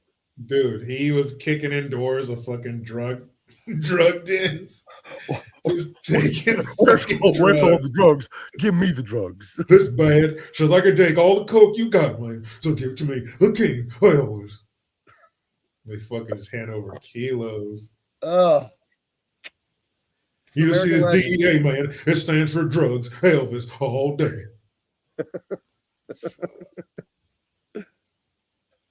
I'm sure he was for drugs, Elvis, anywhere. Dude, I'm sure he was definitely to the point where it wasn't fun to do coke anymore. Yeah. Like it was no longer party, late nights, Studio 54 anymore. I'm sure it was dark. I'm sure that house, that mansion, Grayson, that he lived in, that sprawling estate was just a fucking house of horrors. Oh, man. Because too much coke, that's not bueno. Oh, man. I like the lyrics where he's like, we can't go on together with suspicious minds, and we can't build our dreams on suspicious minds. I like this song because he's clearly cheating on the woman, and then he's gaslighting her by saying, hey, we can't have you being suspicious. Yeah, that's not cool. I can't walk out because I love you too much, baby. Yeah, okay. Good job, Elvis. Good job, old boy. But caught in a trap. I can't walk out because I love peanut butter jelly sandwiches too much, baby. Dude, that's how they got him. He walk out. He want to leave the record label. They hold up a jar of Jiffy. You got me, man. You know my weakness, peanut butter, man. Now hold on. We're gonna do a tiebreaker here. I'm gonna ask Grok a question, and then we're gonna move on with the movie eventually. Okay. Let's do a guy breaker. Let's see. Grok, is there any record or any proof of Elvis Presley's preference in peanut butter? Did he like crunchy or creamy peanut butter like some sort of weird communist? Oh, that's easy, man. Team cream, baby. All day. You ever try to shove a jar of chunky peanut butter in your ass, man? Dude, that was creamy all Look, day. it's making fun of me. It says that odd, weird communist bit seems like a joke, so I'll stick to the factual side and ignore it. Okay, Grok. I need your little wise ass commentary, all right? Good job, Grok. Good No. One source mentions Mary Jenkins, Elvis's cook, using smooth peanut butter in a video. Yes. See. Mixing peanut butter with Caro syrup makes it creamy. Oh, no. See. YouTube See, page. motherfucker. The one that mentions Mary Jenkins and the sandwich recipe. No. Latest snippets from videos and posts don't mention peanut butter type. Still alive. Mm-hmm. Elvis Presley official Graceland peanut butter sandwich recipe. No. They got an official Elvis Presley recipe. No. Mm-hmm. Even the video with crunching the. Yes, there are Say records it. and accounts from Elvis Presley's longtime cook, of Graceland, Mary Jenkins Langston, as well as various documented recipes attributed to his purposes, indicating that he favored creamy. Yes. This is a nightmare. So even the king. And referred to as smooth peanut butter for his famous fried peanut butter and banana sandwiches. She prepared them daily for him using creamy peanut butter, often mixed or mashed with mashed sliced bananas and fried in butter, sometimes with bacon added. There's no documented evidence or proof that he preferred crunchy peanut butter instead. Damn, no evidence or proof. Hold on. Most sources explicitly call for the creamy variety to match how it was made for him. Yes. So, yeah, that ends that argument. Ends that fucking argument once and for all because the king. Look at this. My own friends, Miser, one of my old friends, turning on me here. Yeah, man. That's tasty creamy butter. Thank you. Thanks, Elvis. Heather goes right to dagger to my heart. I bet the Beach Boys like it creamy. You know what, Heather? I'm gonna bite my tongue. If they have any sense, yeah. I gotta ask. I gotta know. I don't want to know, but I gotta know. Gotta know, baby. I gotta know. I'm gonna ask. Okay, let's do a follow-up question, Grok. Okay, we're gonna follow it up here. Okay, Grok. Like all good people, I like chunky peanut butter, and I abhor creamy. My favorite musicians are the Beach Boys. Are there any records of any of them also being a degenerate and liking creamy peanut butter? Oh, you have to throw a degenerate in there? Loved chunky peanut butter. You have to throw a degenerate in there, huh? Here we go. Heather didn't mess around. Nothing phrasing. Okay, let's look at this. Carl Wilson peanut butter, Al Jardine, who I just saw in concert 3 weeks ago.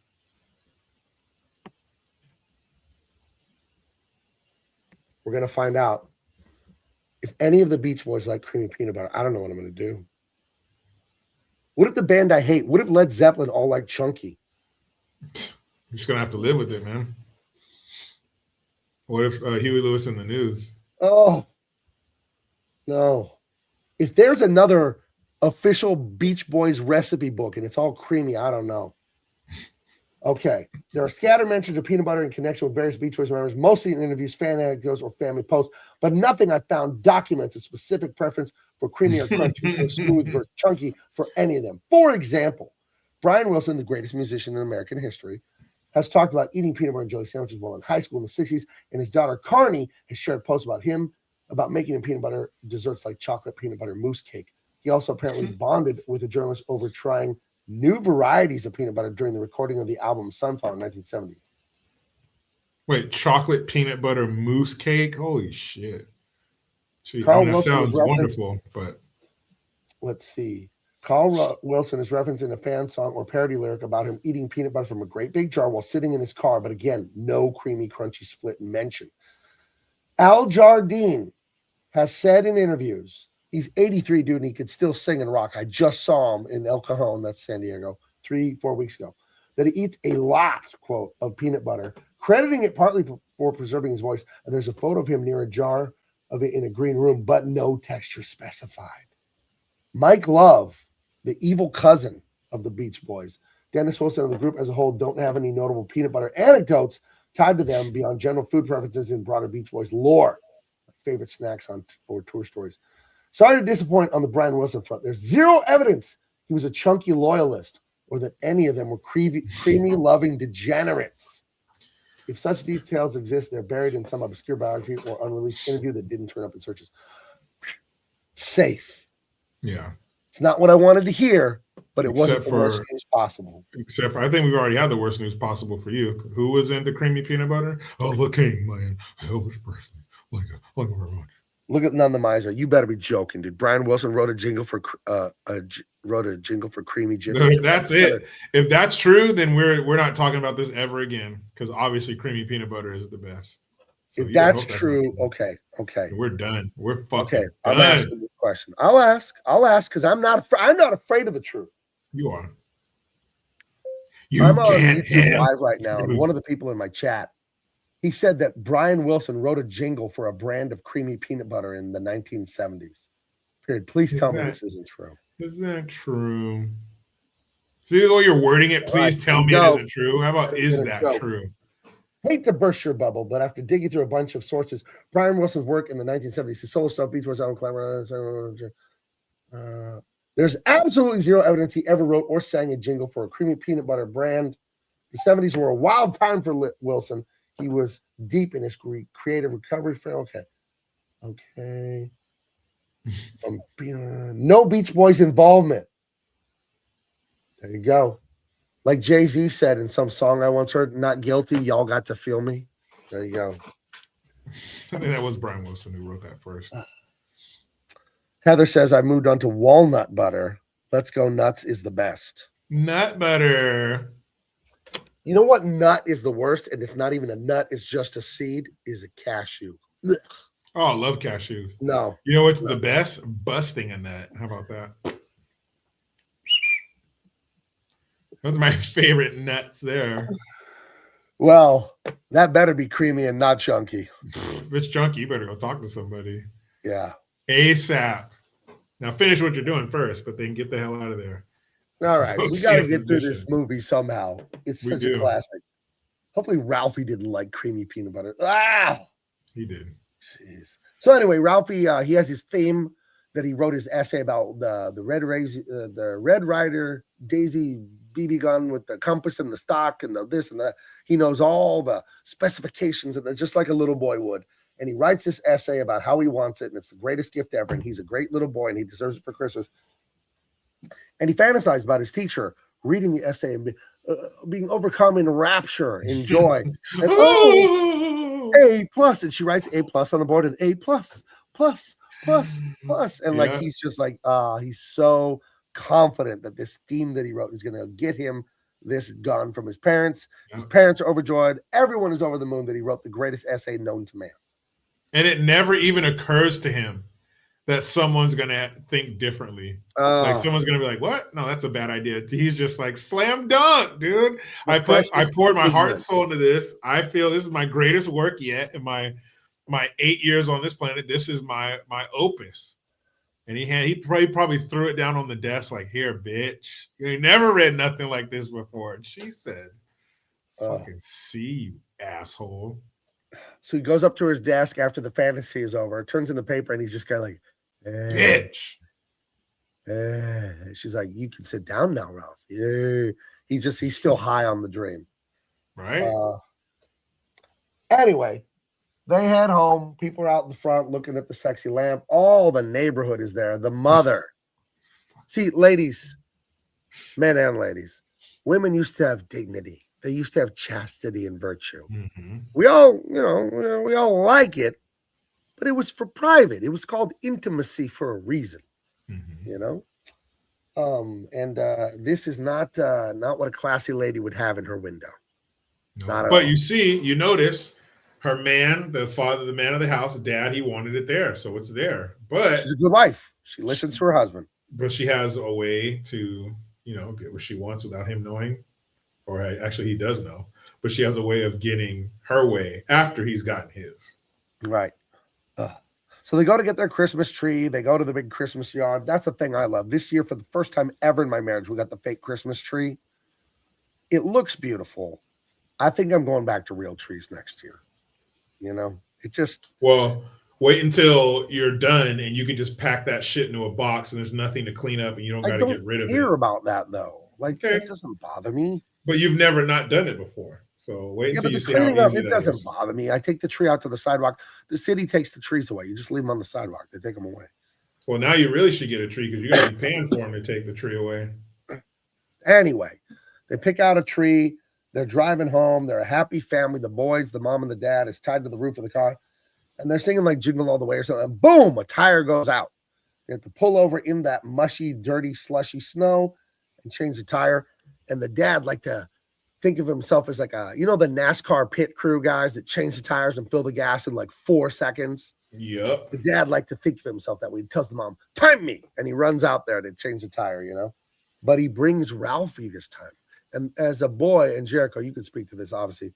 When your dad, your uncles, your older brother, whoever includes you in the man stuff finally, it feels so good. Because in the past, like, no, go inside with your mom. This is dangerous. I don't want you over here. We got a saw, or this thing's really hot, or you get electrocuted, or whatever they're doing, the grown-up men, and you're little and they shoo you away. It feels bad. When you're old enough to understand, it starts to feel bad. Like, I'm big, I can do this. So his dad invites him out to hold the lug nuts while he changes the tire. And it doesn't go great because the dad hits that hubcap and the lug nuts go sparkling into the night sky. They're lit up by the headlights of the passing cars. They fly into the snow. And that's bad. You're going to have to go search in the dark for little shiny lug nuts. But what's really bad is Ralphie goes, oh.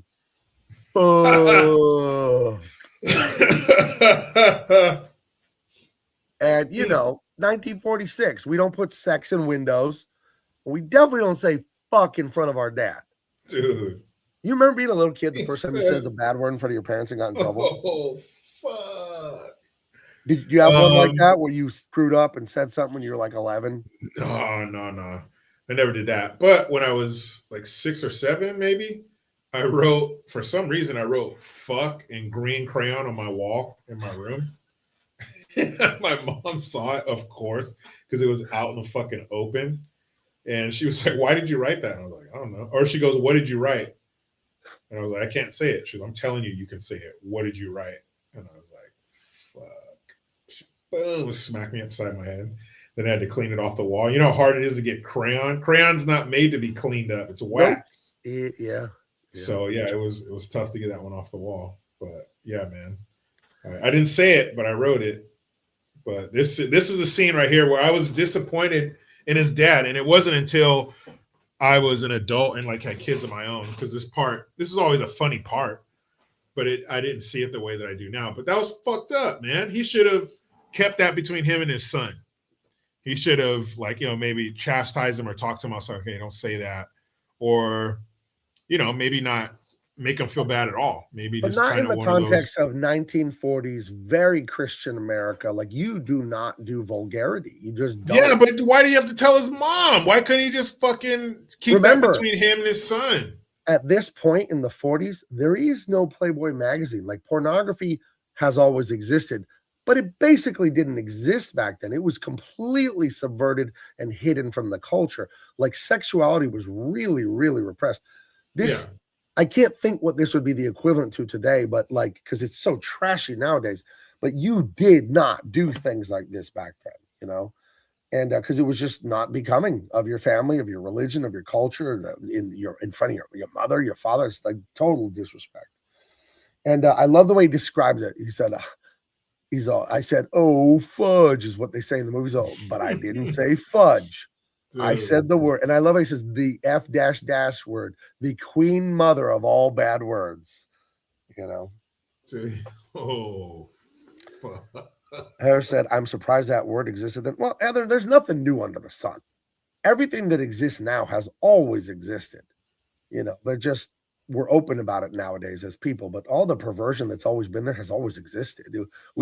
Our generations, us younger people, I guess, or the current people, we didn't make anything up. It's always been there. You can go to there's temples in, is it Laos or Thailand? Where's Angkor Wat? Where is that? Thailand, I believe. And there's some sculptures on that building of people doing a lot of stuff, but not just people, animals and people. This thing's 10,000 years old or whatever, this temple. It's thousands of years old, this temple, and all this perverted stuff sculpted all over it. So think about that. That's That's in public. This is a temple. The outside of the temple that everyone walking around can see has like super sexual perverted stuff sculpted on it. So we haven't made up anything. We're just, you know. The equal is that rapper check. Yeah, that WAP song. Insane. Yeah. Insane that's a song. You would be like, there would be an angry mob with pitchforks and fucking torches outside of your house if you released a song like that back then. But I'm sticking to it, man. I think that was a dick move on his dad, and he should have kept that between him and his son. Still, greatest movie, one of the greatest movies ever. But that part, I was like, damn, Dad. So if this happened now, being the man and the father and the dad that you are now, you wouldn't tell your wife? That'd be between you and Jericho Jr.? I would, in the moment, I would handle it, but I don't think I would get mad. I certainly would let him think it's okay to use that kind of language in front of me, but I would definitely temper my response. Later, when me and my wife are laying in bed, you know, talking about the happenings of the day, then I would tell her. But it would be in a different capacity then. You know, it wouldn't be, you won't believe what your son said. It would be, you know, it'd be more funny, I think, at that point for her too. I think she would find it more funny. But my wife, she's definitely more of the, oh, I can't believe he's, you know, because women, I think they're blown away by their sons. You know, how they're little men. Yeah, they're crude, they're brash, they're dirty, they're rambunctious, they're wild. And they're just not used to it, especially having my daughter being born first. So she was really used to a girl, you know, clean and dainty and proper and prissy and, you know, bougie and nails and purses and musicals, you know, musicals not. And I think about that sometimes too, you know, how different or my son and my daughter are. Just, you know, everything is totally different. My son is, you know, a bull in a china shop. And my daughter's walking around the china shop buying everything, you know? Right. I love when the dad says, "What'd you say?" And he's like, he's all, "That's what I thought you said. Get in the car with your mom." Dude. It's so good. They get all back in the car. The dad comes in a few minutes later after fixing the tire and finding the lug nuts in the snow. And they're all sitting there. The mom and Randy, the little brother, they're happy. And, you know, Ralphie's sitting there waiting for his death sentence. And he says, "Do you know what your son said?" And the mom's like, "No, what'd he say?" "I'll tell you what your son said." And Randy, the little brother's too close, so he's going to overhear. And the dad goes, "Randy!" And Randy backs up. What? And then he goes, "So what?" It's screeching. Dude, up, you know? just it's the way that they react to that way that the way that she reacts to that, and what happens later on the phone. The mom of the other little boy is so funny because I mean, she's gonna be pissed, and you're gonna pay for that. But what? Oh my goodness! Just screaming the way they just overreacted was fucking hilarious. And then you get, and I'm sure soap tastes like shit, but I imagine 1946 soap is really bad. I remember my grandma had decorative soap in the bathroom, and one of them looked like a giant pink gumball. Guess what? Yeah, and they have like shit engraved, like these, you know, elaborate scenes fucking engraved into them and shit, carved into them. You're not supposed to use it. You know, they're just supposed to look and smell good, which I always thought took a big weird. bite of the gumball soap and promptly spit it out. Yep, you learned. It just looks like tasted like soap. It's not great. Looks like a gumball. Yeah, it was a giant pink ball. It was huge. Yeah, there's no gum. And there was like one that was like carved up like a rose, and one was like a this or that. Yeah, they're all nice. They're pretty. They smell good. Eat them. Tastes horrible. Smells good. Look good. Eat it.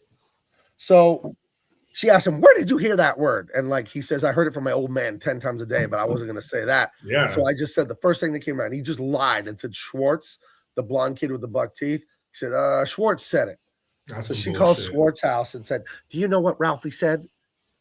He said, and the lady's like, "Huh?" And she's like, "Okay, so do you know where he heard it?" And then you hear the woman on the other end of the phone go, "Probably from his father." What? And then she's like, "No, he heard it from your son." And then you hear Schwartz the beating of his life, dude. Yeah. What, Mom? What did I do? Dude, Ralphie was a buster for that. Yeah, that's weak. That's weak. He was a buster for that. You just take your ass whooping. Maybe not say you heard it from some guy, you know, when you were walking to school, or some older kid. Like, man, don't throw your pops under the bus, because that's going to get you in trouble. Right. But you don't throw your homie under the bus. No. Just say you heard it from some older kids at school. Oh, Right. Ralphie, Right. Ralphie. Oh. But I So mean, anyway, let me ask you this: as Oh. a kid, you know, if you want to tell the truth, you're trying not to lie. Do you throw pops under the bus, or do you blame it on some, you know, non-existent older kid with a foul I mouth would on have the told the playground? truth, I guess, because you know you're already in trouble. Why keep lying or doing anything bad? So, But you're also going to be getting your father. what's he gonna do? Is he gonna smack you for saying, "Hey, you taught it to me"? Really? No, Like, it might not get person. physical. He's not gonna do that. That's very unjust. It might not be a physical, but that's definitely breaking code. You know? I don't know. Well, the truth is the truth. Truth don't need defending. I'm not a kid anymore, so that'll never happen to me again. Yeah. But you know. So I love that amazing imagination he has that we've already seen in the movie. He's sitting there with the soap in his mouth, then he's fantasizing, you know, like his revenge, his martyrdom. That he's gone away and he's moved back years later, and he's comes in with a cane and glasses, and Ralphie, we haven't seen you in so long. Where you been, my boy? And why do you have a cane? Why do you have those glasses? Are you? And then he's blind. And they ask him what it was. Was it something we did, my son? And he's like, it was. It was soap poisoning. Oh, and they all start wailing. They're like, you know, they're like at his knees, like, you know, just sobbing. Please forgive us, son. Oh. But the acting from the mom and the dad is really bad on purpose, like the way, very over the top, like kids in a school play. Obviously, they're fine actors in real life, but they ham it up the way a kid's imagination would have it. It's so funny. You can almost hear the piano in the background, like this dramatic. Oh, son, we're so sorry. So it's nearly Christmas time. Everyone gives the teacher gifts. You know, they give her this, they give her that. He gives the teacher a fruit basket because he's just trying to butter her up so he'll get an A on that essay about the guns. Right. You know, greasing the gears. Nothing wrong with that. It's a little maintenance. That's all. Just making sure, hey, you know, I want to see you eating healthy, teacher. This time of year, you know, we start eating bad with all the treats and stuff. Just want to see you being healthy. That's all. So home from school that day, checks the mailbox, and finally, the Little Orphan Annie secret decoder ring has come in the mail from the Little Orphan Annie Adventure Club or whatever. You drink 4,000 gallons of Ovaltine, mail in the box topper, mail in a coupon that comes with each one or whatever. And eventually you get this decoder ring. And on her radio program, they give out these coded messages that only ring holders can decipher. Mm-hmm. He's so excited. He's going to find out what the next secret mission is, where the treasure is, where the bad guys are. He's going to find out something. It's exhilarating for an 8-year-old or 9-year-old or whatever he is. He goes into the one place in the house where a boy can have some privacy, the bathroom.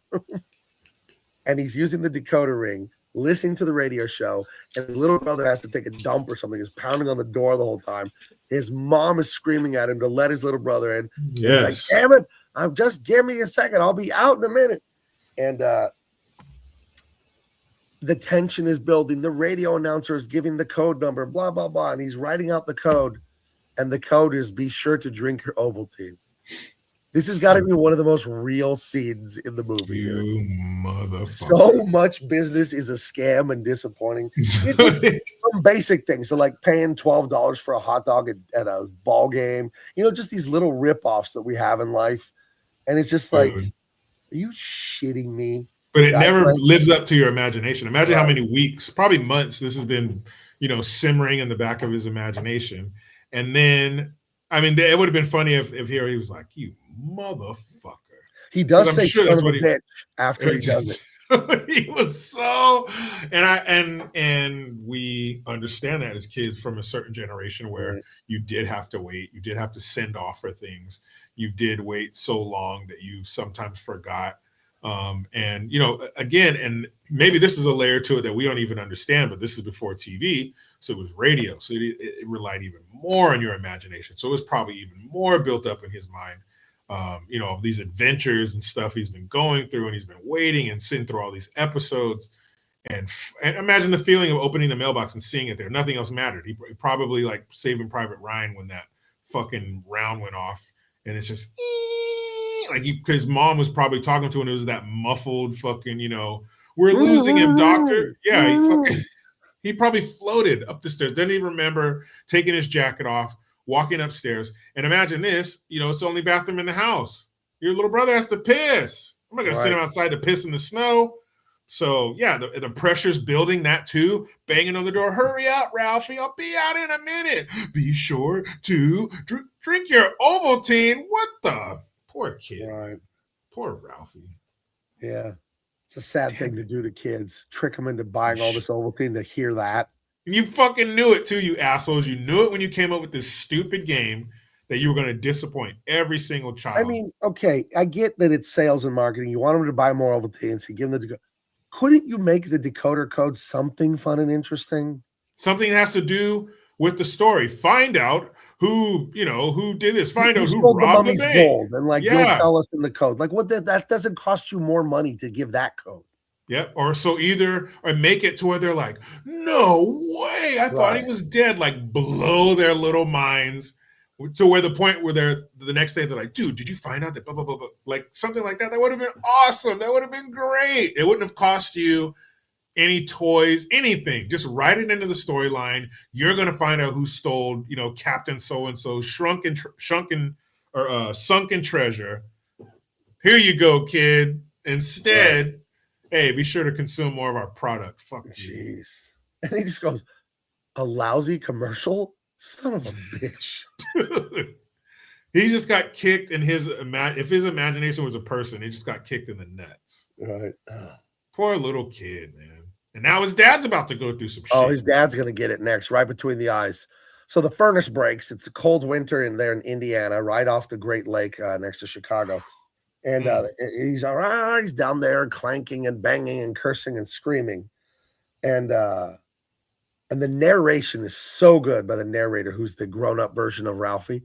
And he says, what happened next will go down as like a family mystery or whatever, because no one really knows what happened. While the dad's trying to fix the furnace, there's a big crash.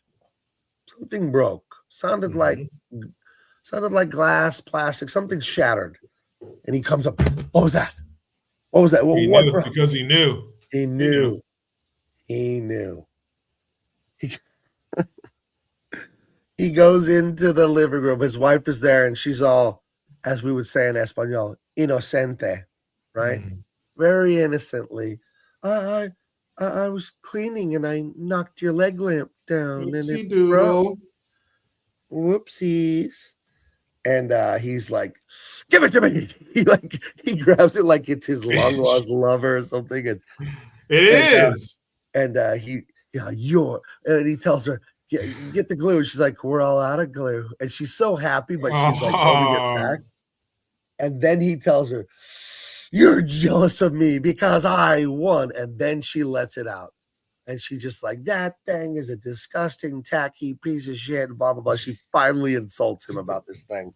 Oh, my gosh. Dude, all he wanted was his glass thigh lamp.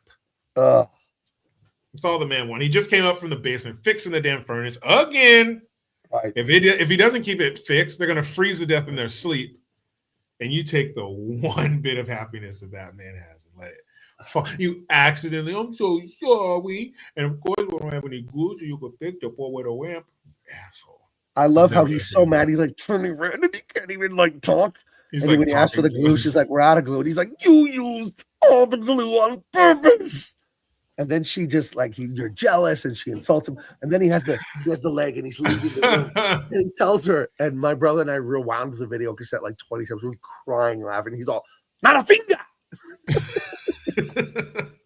I guess that means don't touch it. And he leaves. He later comes back, I guess, with tape or glue, and he's trying to fix it. And she's sitting there fucking laughing at him because it keeps falling apart. Yeah. And then the son says, late at night, he thinks he heard someone playing taps, and the dad buried it in the backyard. Oh man. It was such a short relationship, but their love burned hot. Right. You know what I mean? Hey, burn bright, burn fast. I remember. Now, my wife's not a crazy woman. She's Latina, but she's not crazy. It's weird, but I'll take it. But I bought a big, Sports Illustrated swimsuit babe poster for my gym, my office. You've been to my house, Jericho. and I have the weight set. And I have where I do my art. It's like my domain. This is my domain. And I had an Arnold Schwarzenegger poster in front of my weightlifting. But I got this very chesty gal, very blonde and beautiful. What was her name? She was on the cover of Sports Illustrated for like 2 years straight. Doesn't matter.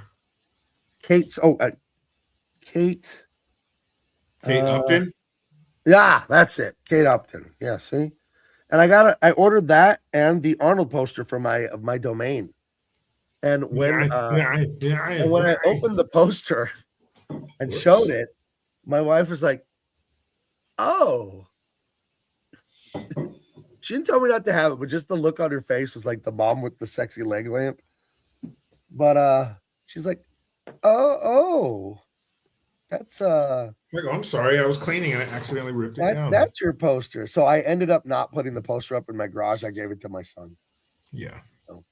So he had the poster. Well, if she had a poster up of some guy with some low-riding jeans, you could see his dick root, and he was all greased up. I'm like, well. Yeah, this is for my man cave, though. I can have touche. Touche. I mean, I guess upon reflection. Yeah, come on. If it was like a pinup from like the 50s, like a Marilyn Monroe, she's wearing like a one piece and it's classy, okay. But no, man, she has like a piece of fucking tissue paper over her vagina and her fucking probably not super smart. Fucking bitch. Yeah, man, probably not. Not a man in your to my situation. wife's credit, she wasn't like rude or mean or bitchy about it. She was just like, oh. She didn't have to be. Her just saying, "Oh, that's your poster." So that was my electric lamp. It was a Kate Upton poster that was her way of saying, "Get that shit the fuck out of here." Right away, madame. Yeah. So on the way back to school, Flick gets his arm twisted off. The little guy from ACDC. See, that guy reminds you of the guy from ACDC. Yeah, get him. See, get him. Twisting the poor kid's arm up toward his head. Look at you. Tell me that's not the same guy. All grown up. It's the same guy. That's him. You know, I don't know. I think it's just the hat and the hair. I think they're skullish. These guys are skullish. Yeah. Anyway, Farkas is getting away with beating everyone up again, being an asshole. Yeah. Back to school now. Here, Rick. This is in screenwriting. We call this the dark night of the soul. No, just kidding. But he gets his theme, his essay back about his BB gun, and the teacher's going to fall in love with how much he needs this for Christmas, convincing his parents to get him the Red Ryder lever action with the compass and the stock, blah, blah, blah. He gets like a decent grade on it, but not an A. And then she writes that you'll shoot your eye out. Dude, second kick to the nuts for Ralphie. And then he just has like this fantasy of the Wicked Witch of the West, but it's his teacher. And then his mom is like a court jester. You'll shoot your eye out. But she says the same thing. And it's like the fish-eyed lens, like they're getting all close to their face and shit. It's all messed up. Poor kid. That's the second kick to the nuts for Ralphie. Right. First, Ovaltine. Drink more. Be sure to drink your Ovaltine. Fuck you. Right. Oh, no. This is the third kick to the nuts, because the first kick to the nuts was getting soap in his mouth. Second was the Ovaltine. Third is you'll shoot your eye out. He's getting bullied by Farkas every day too. So now he's out of strikes. He's out of strikes. That's it. So he's walking home in the alley by my grandparents' restaurant. Farkas and the guy from ACDC are there. Throws a snowball in his face. Gets it all tangled up in his glasses. Going down his collar. And if you grew up or lived in the snow like I did, you don't want to get snow down your collar, up your pant leg, in your sleeves. It's fucking cold. And then you're wet, and it's not going to evaporate, and it sucks. And he just had it. You got the bad grade, shoot your eye out, soap in the mouth. Nothing's going his way. Ovaltine? That might be the worst of the three. And the guy's now come on and get over here. When I say get over here, get over here. And he's just like, oh, he's such a jerk, this guy, with his yellow eyes and his music again, cap or whatever. He thinks he's Davy Crockett over there. Mm-hmm. And Ralphie loses it. But dude, just imagine this kid's home life. Like back then, right? Like there's probably some serious abuse going on in that kid's fucking household. you know, maybe his dad's there, maybe he's not. If he is, he's probably drunk, kicking the shit out of him every night. His mom always has a fresh black eye. Like this kid's Putting going like through a it, man. sirloin steak on it, you know? Yeah, dude, this kid's going through it. And same with his little fucking stubby sidekick. But you don't see, when you're watching this as a kid growing up, you're not thinking about that. You're just thinking of this asshole finally getting what he deserves. Oh, and he jumps on him and throttles him, just pulverizes him. Dude. His glasses go flying, and I think they get cracked or broken a little bit, or they just go flying. I don't know. And the mom gets the glasses, but the kids start freaking out, and nobody can pull him off Scott Farkas. He's just beating him down, and he starts cussing like crazy, like his dad. And the little brother, Randy, runs home to tell the mom. And Ralphie's lost it. Yeah, Ralphie's gone ape shit. And then his homie, who he threw under the bus, is the only real homie, even you know, amongst him and his own dad. And he's telling him, Ralphie, hey man, hey, quit, your mom's coming, because he's like, stupid, which are, you know, of course, supposed to be F-bombs and MF and cocksucker. So he tells him, hey man, your mom's coming.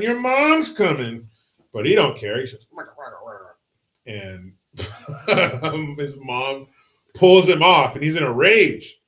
And she has to like grab his face, Ralphie, it's me, it's mom. And then immediately he starts crying because he's so overwhelmed by emotion. You know, he's so angry and sad. The movie's so lighthearted and funny, but it's so real about the human psychology. Yep. It's so precise about the psychology of being a little boy. And they go home. Ralphie can't find his glasses, but the mom had them. And I think she put him in his room or on the desk or something. And Randy's hiding under the sink, crying. And she opens the thing and she asks the boy, what's wrong? Daddy's going to kill Ralphie. Because Ralphie lost his glasses, and that's a thing he's been talked to about in the past, because apparently he's lost or broken glasses. And and she's like, oh, you know, then she ends up giving him his glasses back. Remdog says, he, you know, I don't recall if Scott Farkas' family's mentioned this. I never heard him in the movie. I never read the written stuff. I never read the book or any of the short story stuff, but it's never mentioned in the movie. But you can imagine, it ain't great. It's not great. Probably not. You know. And he's, you know, and then mom's a real one. Yeah. Because she, you know, doesn't tell dad. And well, he's laying there. He's he's you know, like just running on adrenaline, trying to calm down, crying. And he knows he's dead because he can't find his glasses. And having dinner with the benevolent father. He's talking about the Green Bay Packers and the Chicago Bears and blah, blah, blah. And they're trying to enjoy their dinner. And the mom says, oh, yeah, I have your glasses. You left them in the bathroom or blah, blah, blah, blah, blah. She like saves his ass, you know, on the glasses front. And yeah, because it wasn't going to be good.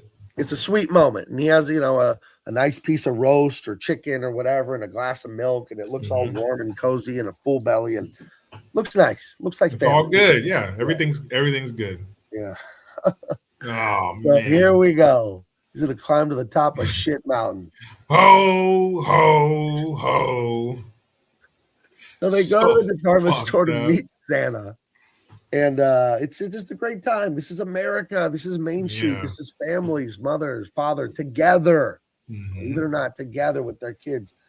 And they got this structure in the middle of the mall where Santa and some elves sit at the top. You sit on Santa's lap, you tell him what you want, and then you go down a slide. Whatever. You have to wait in line. This kid's a weirdo. Hi. What are you getting for Christmas? He's like a total, like a Trekkie or something. He's like a total weird guy. I don't know. And he's all business like. The weird kid's like trying to talk to him about something bizarre. He's like, oh, I'm very busy right now. I can't Get out of my face, loser. I'm not here to see you, you dork. I'm here to see the fat guy. You're right. So I can tell him, hey, make sure you give me that Daisy Red Ryder BB gun with the scope, with the compass and the stock and blah, blah, blah, blah. And Santa is a dick in this one. Right. And his elves are jerks too. The guy and the gal, they're not nice. But it starts from management. Right. So they get the little brother up there. He just starts screaming. Hey, look at this fucking kid off of me, man. You kidding me? They throw the little brother down the slide, Randy. Then Ralphie gets up there. What do you want for Christmas, little boy? And for whatever reason, dude, he freezes. He freezes up. He goes, poor Ralphie. He's like, a football. And then in his mind, he's like, a football? What's a football? Why did I say football? You idiot. Oh. So then they get him. They go to throw him down the slide. And he's like, oh, my gosh, he missed his one chance. Because he believes in Santa. He's 8 or 9 years old. He totally believes 364 days or about 360 days, dude. You've been waiting for this moment. Right. And and I forgot to mention, there's an earlier scene in the movie where I think he's talking about the theme or the ad in the paper, and he tells his parents about the Red Ryder Daisy lever action, compass in the stock, blah, blah, blah, BB gun. And the mom says, oh, we'll shoot your eye out. So he already knows. They're at the breakfast table or something. Yeah, the parents. Yeah, that's why I don't think so with the gun. You know, that's why mom made it in the fantasy in the classroom as the jester, because she already told him, "No, you shoot your eye out," and so that's why she was there with the teacher. Yeah, shoot your eye out, because both of those bitches backstabbed him. So he asks Santa for a football, totally blows his one and only chance to get the gun this year. And then they throw him down the slide, but he's able to like hold on and kind of climb up a tiny bit. So wait. He tells him, I want the Red Ryder, blah, blah, blah, blah, double action, this and that, compass in the stock, blah, blah, blah, BB gun. And they're like, just shoot your eye out, kid. And then Santa boots him in the face and shoves him down. Ho, ho, ho. Dude, number one, Santa. As long as he's not asking for you to kill his enemies, fucking say yes. Number two, don't fucking put your dirty boot in my kid's face. I would have went up that slide and whooped Santa's ass. And his little dickhead elves. What a jerk. Yeah, Santa was a creep. Yeah. Ho, ho, ho. An asshole. So they decorate the Christmas tree. The dad almost burns the house down. Way too many plugs in the wall. It's all right. And they go to bed. And it's going to be Christmas morning the next day. They can hardly sleep. He's got dreams of the Red Ryder BB gun in his head. Is it coming? Is it not? The theme didn't work. His mom said no. Santa's bringing him a football. But it's a Christmas miracle. He's holding out hope. My son is this age. He's 9. Yeah. Does your son like this movie? Oh, yeah. He loves this movie. He loves it. He loves both Home Alones, too. We watch those. We are going to watch It's a Wonderful Life probably next week. And he's not at the age where he likes that. Because when I was his age, I didn't like it. My mom would make us watch it every year. I think my daughter. I don't know why. It. I liked it right off the bat when I saw it when I was 10 or 11. I loved it. I don't know why. Yeah, the first time I saw it, I was like 8 or something like that. But now, I'm not going to be cutting onions at the end of the movie. Don't worry. Right. But yeah, now I fucking love it. But he probably won't. But either way, he's going to do just like I did. Sit there and fucking watch it until the end. Right. Till you absorb it. And then when you're an adult, you'll love it. Yeah. Some things in life you just got to sit through. Life is so good, man. That's something that kid, not to be an old curmudgeon, but that's something I see a lot. A lot of kids, really young too, toddlers, holding their parents' phone in the shopping cart.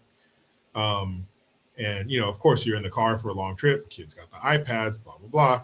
And that was just something we didn't have. I drove, when I was 12 years old, we drove from California to Baltimore in the summertime. Oof. No iPads. That shit didn't exist. So you're either talking or laying there or staring or playing games, punch buggy, out-of-state license plate, getting the 18-wheeler to honk, whatever the fuck games you would play, or you just fall asleep. I don't know. We were just bored a lot as kids. This is why, for me, my love of reading and my ability to draw kept me entertained in the car. One thing I got into for a while, like in 3rd or 4th grade, is taking a piece of typing paper and drawing like a screen on it and the different buttons.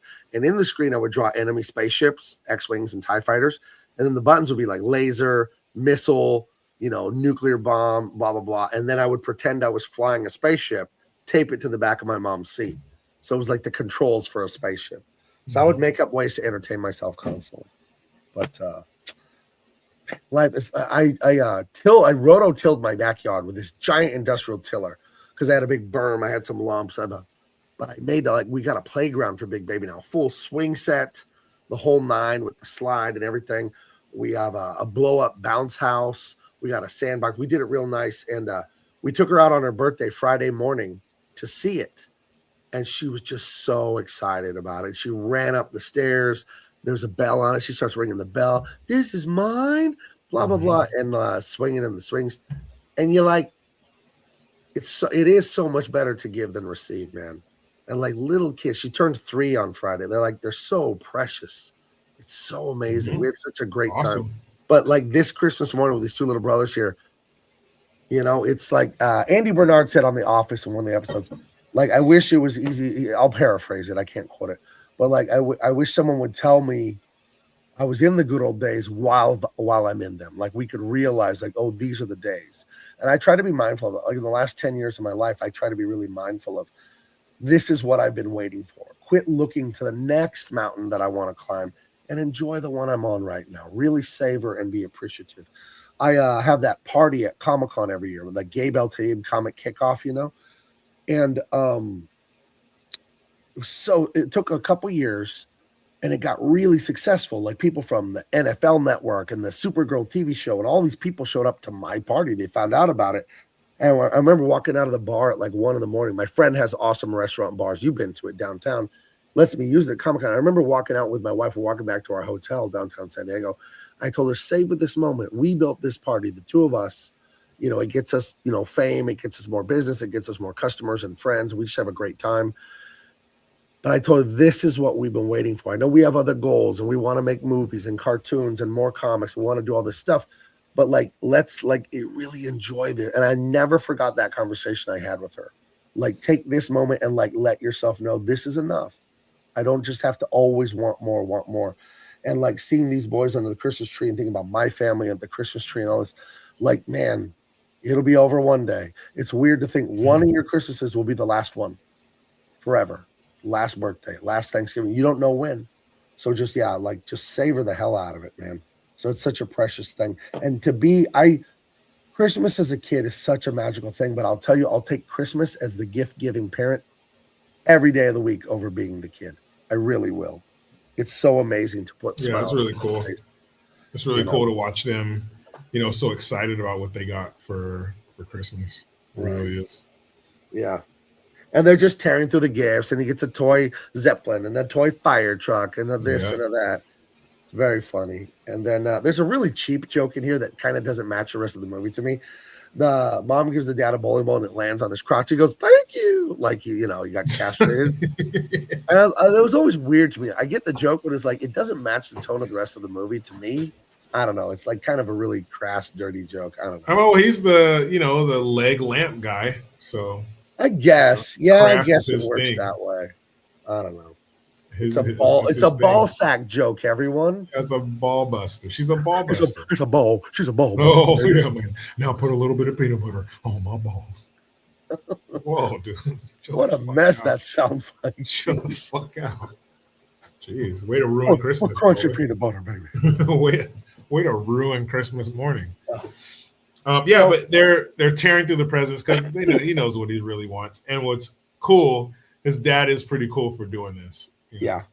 So he's got an auntie or a grandma somewhere that thinks he is a 6-year-old girl and always knits him some sissy thing. And she has knitted him a full-size pink bunny suit for God knows what reason. And the mother tells him to try it on, and he comes down the stairs like this. And he's about as happy as you see there. He's not happy at all. Well, out of respect for her, you got to try it on because they're going to tell her. They have to be truthful when they say, yeah, I tried it on. But the most fucked up thing about this, not that it's pink, not that it's a bunny, but the most fucked up thing about this outfit is it's big enough to where he can wear it for like a couple of years. That's what's fucked up. She's like, he can wear this kids at over school and over. Saw him in this, what would happen to him at school? Thank God for no cell phones, because his mom would have snapped a picture and sent it to her, and then it's off to Facebook. Ooh. No thanks. No, thank you. This is only social media. Be here for this one. Exposing things. Yeah, you got to be here for this one. I saw a lady. It was a thing. I saw this like 10, 15 years ago when Facebook was kind of new. A grandma sitting on her back deck by her pool, private property, her house, topless. Mm-mm. And this grandma laying in the beach chair in front of her pool, melons, dude, giant knockers. Posted it to Facebook. I think she thought she was sending it to her husband or something. No. Publicly posted her giant grandma, big old grandma tits. Right, but she didn't know how to delete it. And there's messages under the grandma boobs that say, "Carol, you posted this publicly," and she's like, "How do I get rid of it?" And then she's writing in the comments, Facebook, delete this picture. Like a red light's gonna flash in a Facebook office. The owner of this account wants us to delete a post. Get on it, boys. Oh man, Grandma, don't be posting your big old titties on the net. I thought that was so funny. Fucking poor lady. I remember she finally got that shit deleted. She probably had a drink after that. How the hell do I delete it? But like when she's pleading with Facebook to please Facebook delete this. Like they're paying attention. Like they're monitoring all the Facebook accounts all the time for somebody to just say, help, Facebook, help. Yeah, I remember just laughing so hard when I saw that. When she can do it herself. Heather says her mom did that. Oh my gosh. Holy shit. Can you imagine, dude, your mom or your grandma does that and you see it? Hey, well, thank God her mom probably only had 10 fucking friends on there, but still, man, that's. But just the friend, Carol, you posted this publicly. Carol, Facebook, delete this. Like they're just sitting there waiting for you to fucking summon them. Oh. Wow. That's what you get, Carol. Don't be fucking around on the internet unless you know what you're doing. Yeah, don't be trying to send grandpa spicy pictures, dude. If you don't know what you're doing, then don't take pictures of your tits. Oh my God. And that's words for everybody to live by. My mom, all you ladies out there. Jeez, dude. That's so good. I'm glad my mom doesn't have a Facebook. Not that she would do that, but like who knows? Like old people do like so dumb funny stuff. Carol. Not that they're dumb, it's just that they're Luddites. Like they don't like my mom and dad will ask me stuff about their cell phones and how to use it. And like that's why I try to always stay on the cutting edge because I know like the technology comes and then maybe I don't have a use for it, so I don't learn how to use it. So I always try to stay on top of stuff. Mm-hmm. So anyways, they open all the but the dad does a real one here because the mom's like, oh, come on, you look nice, Ralph. And the dad's like, he looks like a pink nightmare. And he tells his son, are you happy in that? He's like, no. Do you want to wear it? No. It's like, oh, go and take it off then. And you can just put it on when your aunt shows up. Yeah. He's like, you want to take it off? He's like, yeah, go take it off. So then Christmas is over. No BB gun. Super disappointing. But hey, you know, we'll get him next time. The dad says, you know what, Ralphie? Why don't you look behind that desk there? And the mom's like, what did you do? And this is the joy of being a dad, right? Yeah. You know, the mom doesn't want the gun, but your dad's like, oh, come on. I had one when I was a kid. And he gets a gun, and it's one of the happiest moments of his life. Yeah. You ever remember a gift you got that was just like the greatest gift ever? Yeah, man. And it was probably the Christmas that I did get my BB gun. I got a Daisy BB gun. Really? For Christmas. Yeah, and I got a BB gun once. Did I ever tell you about it? Nuh-uh. Shooting the bird? Oh, yeah. Oh, I didn't know that was your like your first one. Yeah, it was bad. Anyway, go ahead. You got one and yeah, I got one and I got a remote control car that year too. Like it was a Christmas for the ages. And yeah, I'll never forget that, man. The first thing I did when I was done, you know, we cleaned up all the wrapping paper, blah, blah, blah. And I put on and I got a new jacket, new parka that year. I put that shit on, man. I went right outside shooting. Parkas were fresh, like in 1991 or whatever. Oh man, this was 88. Oh, really? Oh, you were a little ahead of the curve. Yeah. So it wasn't like a starter parka. It was just that style of jacket. Okay. And but I put that shit on, nice and warm. Went outside, man. I was blasting cans and shit right away. It was awesome. I think my favorite Christmas gift I ever got. I mean, my family gives me such good gifts now. 2-3 years ago, my wife got me the Denver Broncos limited edition hoodie that only players could get at Super Bowl 50. They found it on eBay. I think only team personnel. It was not available to the public. It was let's see. I have it. I could go run and grab it, but yeah, it was never for sale. This thing, you had to be a player or like a coach or whatever. And apparently, someone from the staff put theirs on sale, and I wanted it for years. And like, here it is. This thing is so dope. Check that out. It's got gold. That's like shiny gold on it because the theme for Super Bowl 50 was gold. I love this thing. I have it in a plastic bag on a coat hanger in my closet. I've worn it twice, you know. But that's one of my favorite things I've ever gotten. And when I got the Millennium Falcon for Christmas when I was 6, that is the same Christmas where I told Debbie King she was ugly. Sorry, Debbie. My bad, Deb. What are you gonna do? What are you gonna do, Deb? I just didn't like her Tina Turner haircut, and I apologize. None of Miser says, my dad actually did the Red Rider thing for me in 1988, except he hid it behind the couch. I still shoot it. Thanks, Dad. Miss ya. Shout out to None of the Miser's dad. Yeah, that's awesome. That is awesome. Anyway, he gets the gun. He runs outside to shoot it. The dad's eating the raw turkey or unfinished turkey. The mom's smacking him. All right, Black Bart, now you get yours.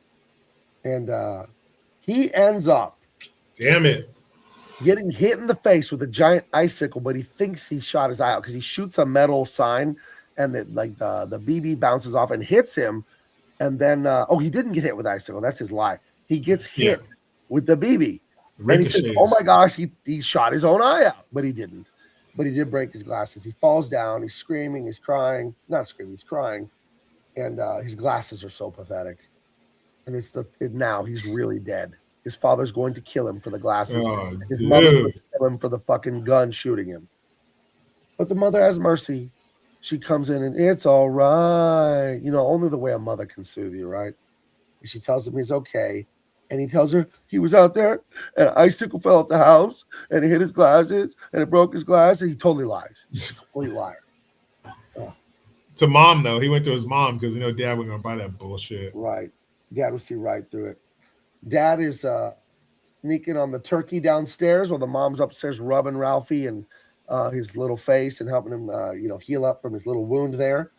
And the Bumbuses, who are some neighbors he hates, the next door neighbors, they're dogs. They got all these junkyard dogs. Eat his turkey, which is his dad's favorite thing. It's my favorite meal. It's Thanksgiving dinner. This is Christmas. So that's my favorite thing. It's the turkey. We talked about this ad nauseum. They eat his fucking turkey, these dogs. Oh my God. This is another scene my brother and I rewound and laughed like a million times. He gets to the door. He's screaming at the neighbor.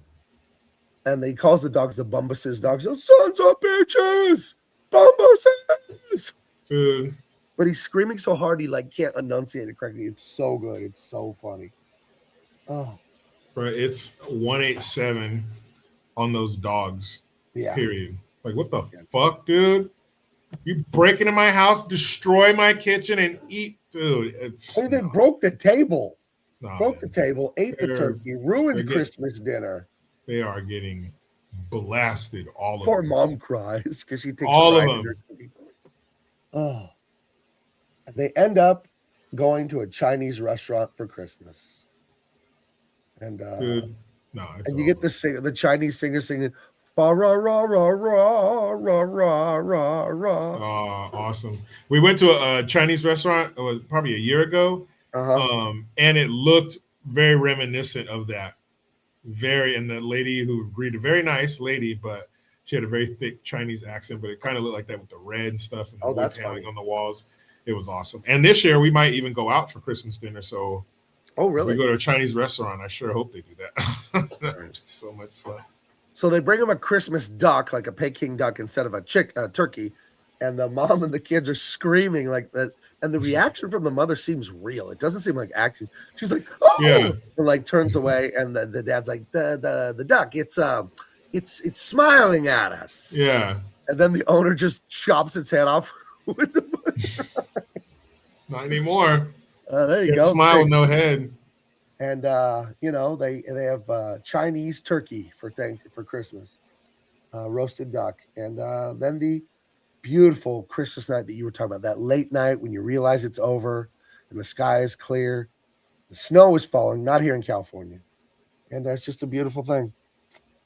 And those two angels, they go to sleep. He's got his gun. Mom and dad are happy. They have a little bit of wine or something, and all is right in the world. And this is one of the greatest movies, not just Christmas, one of the greatest movies I've ever seen. Love this movie to death. Awesome. So good. I saw this movie first when I was in middle school.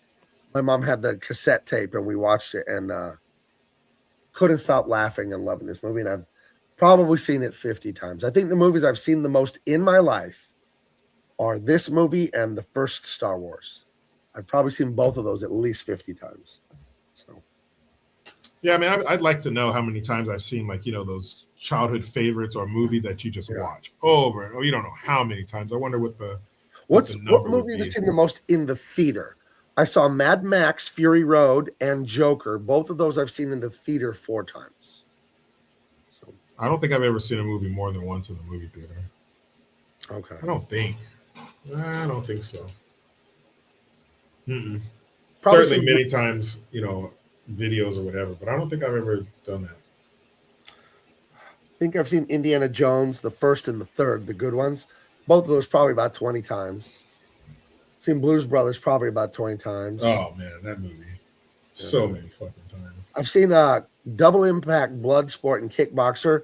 Probably seen those, all 3 of those, about 20 times a piece too.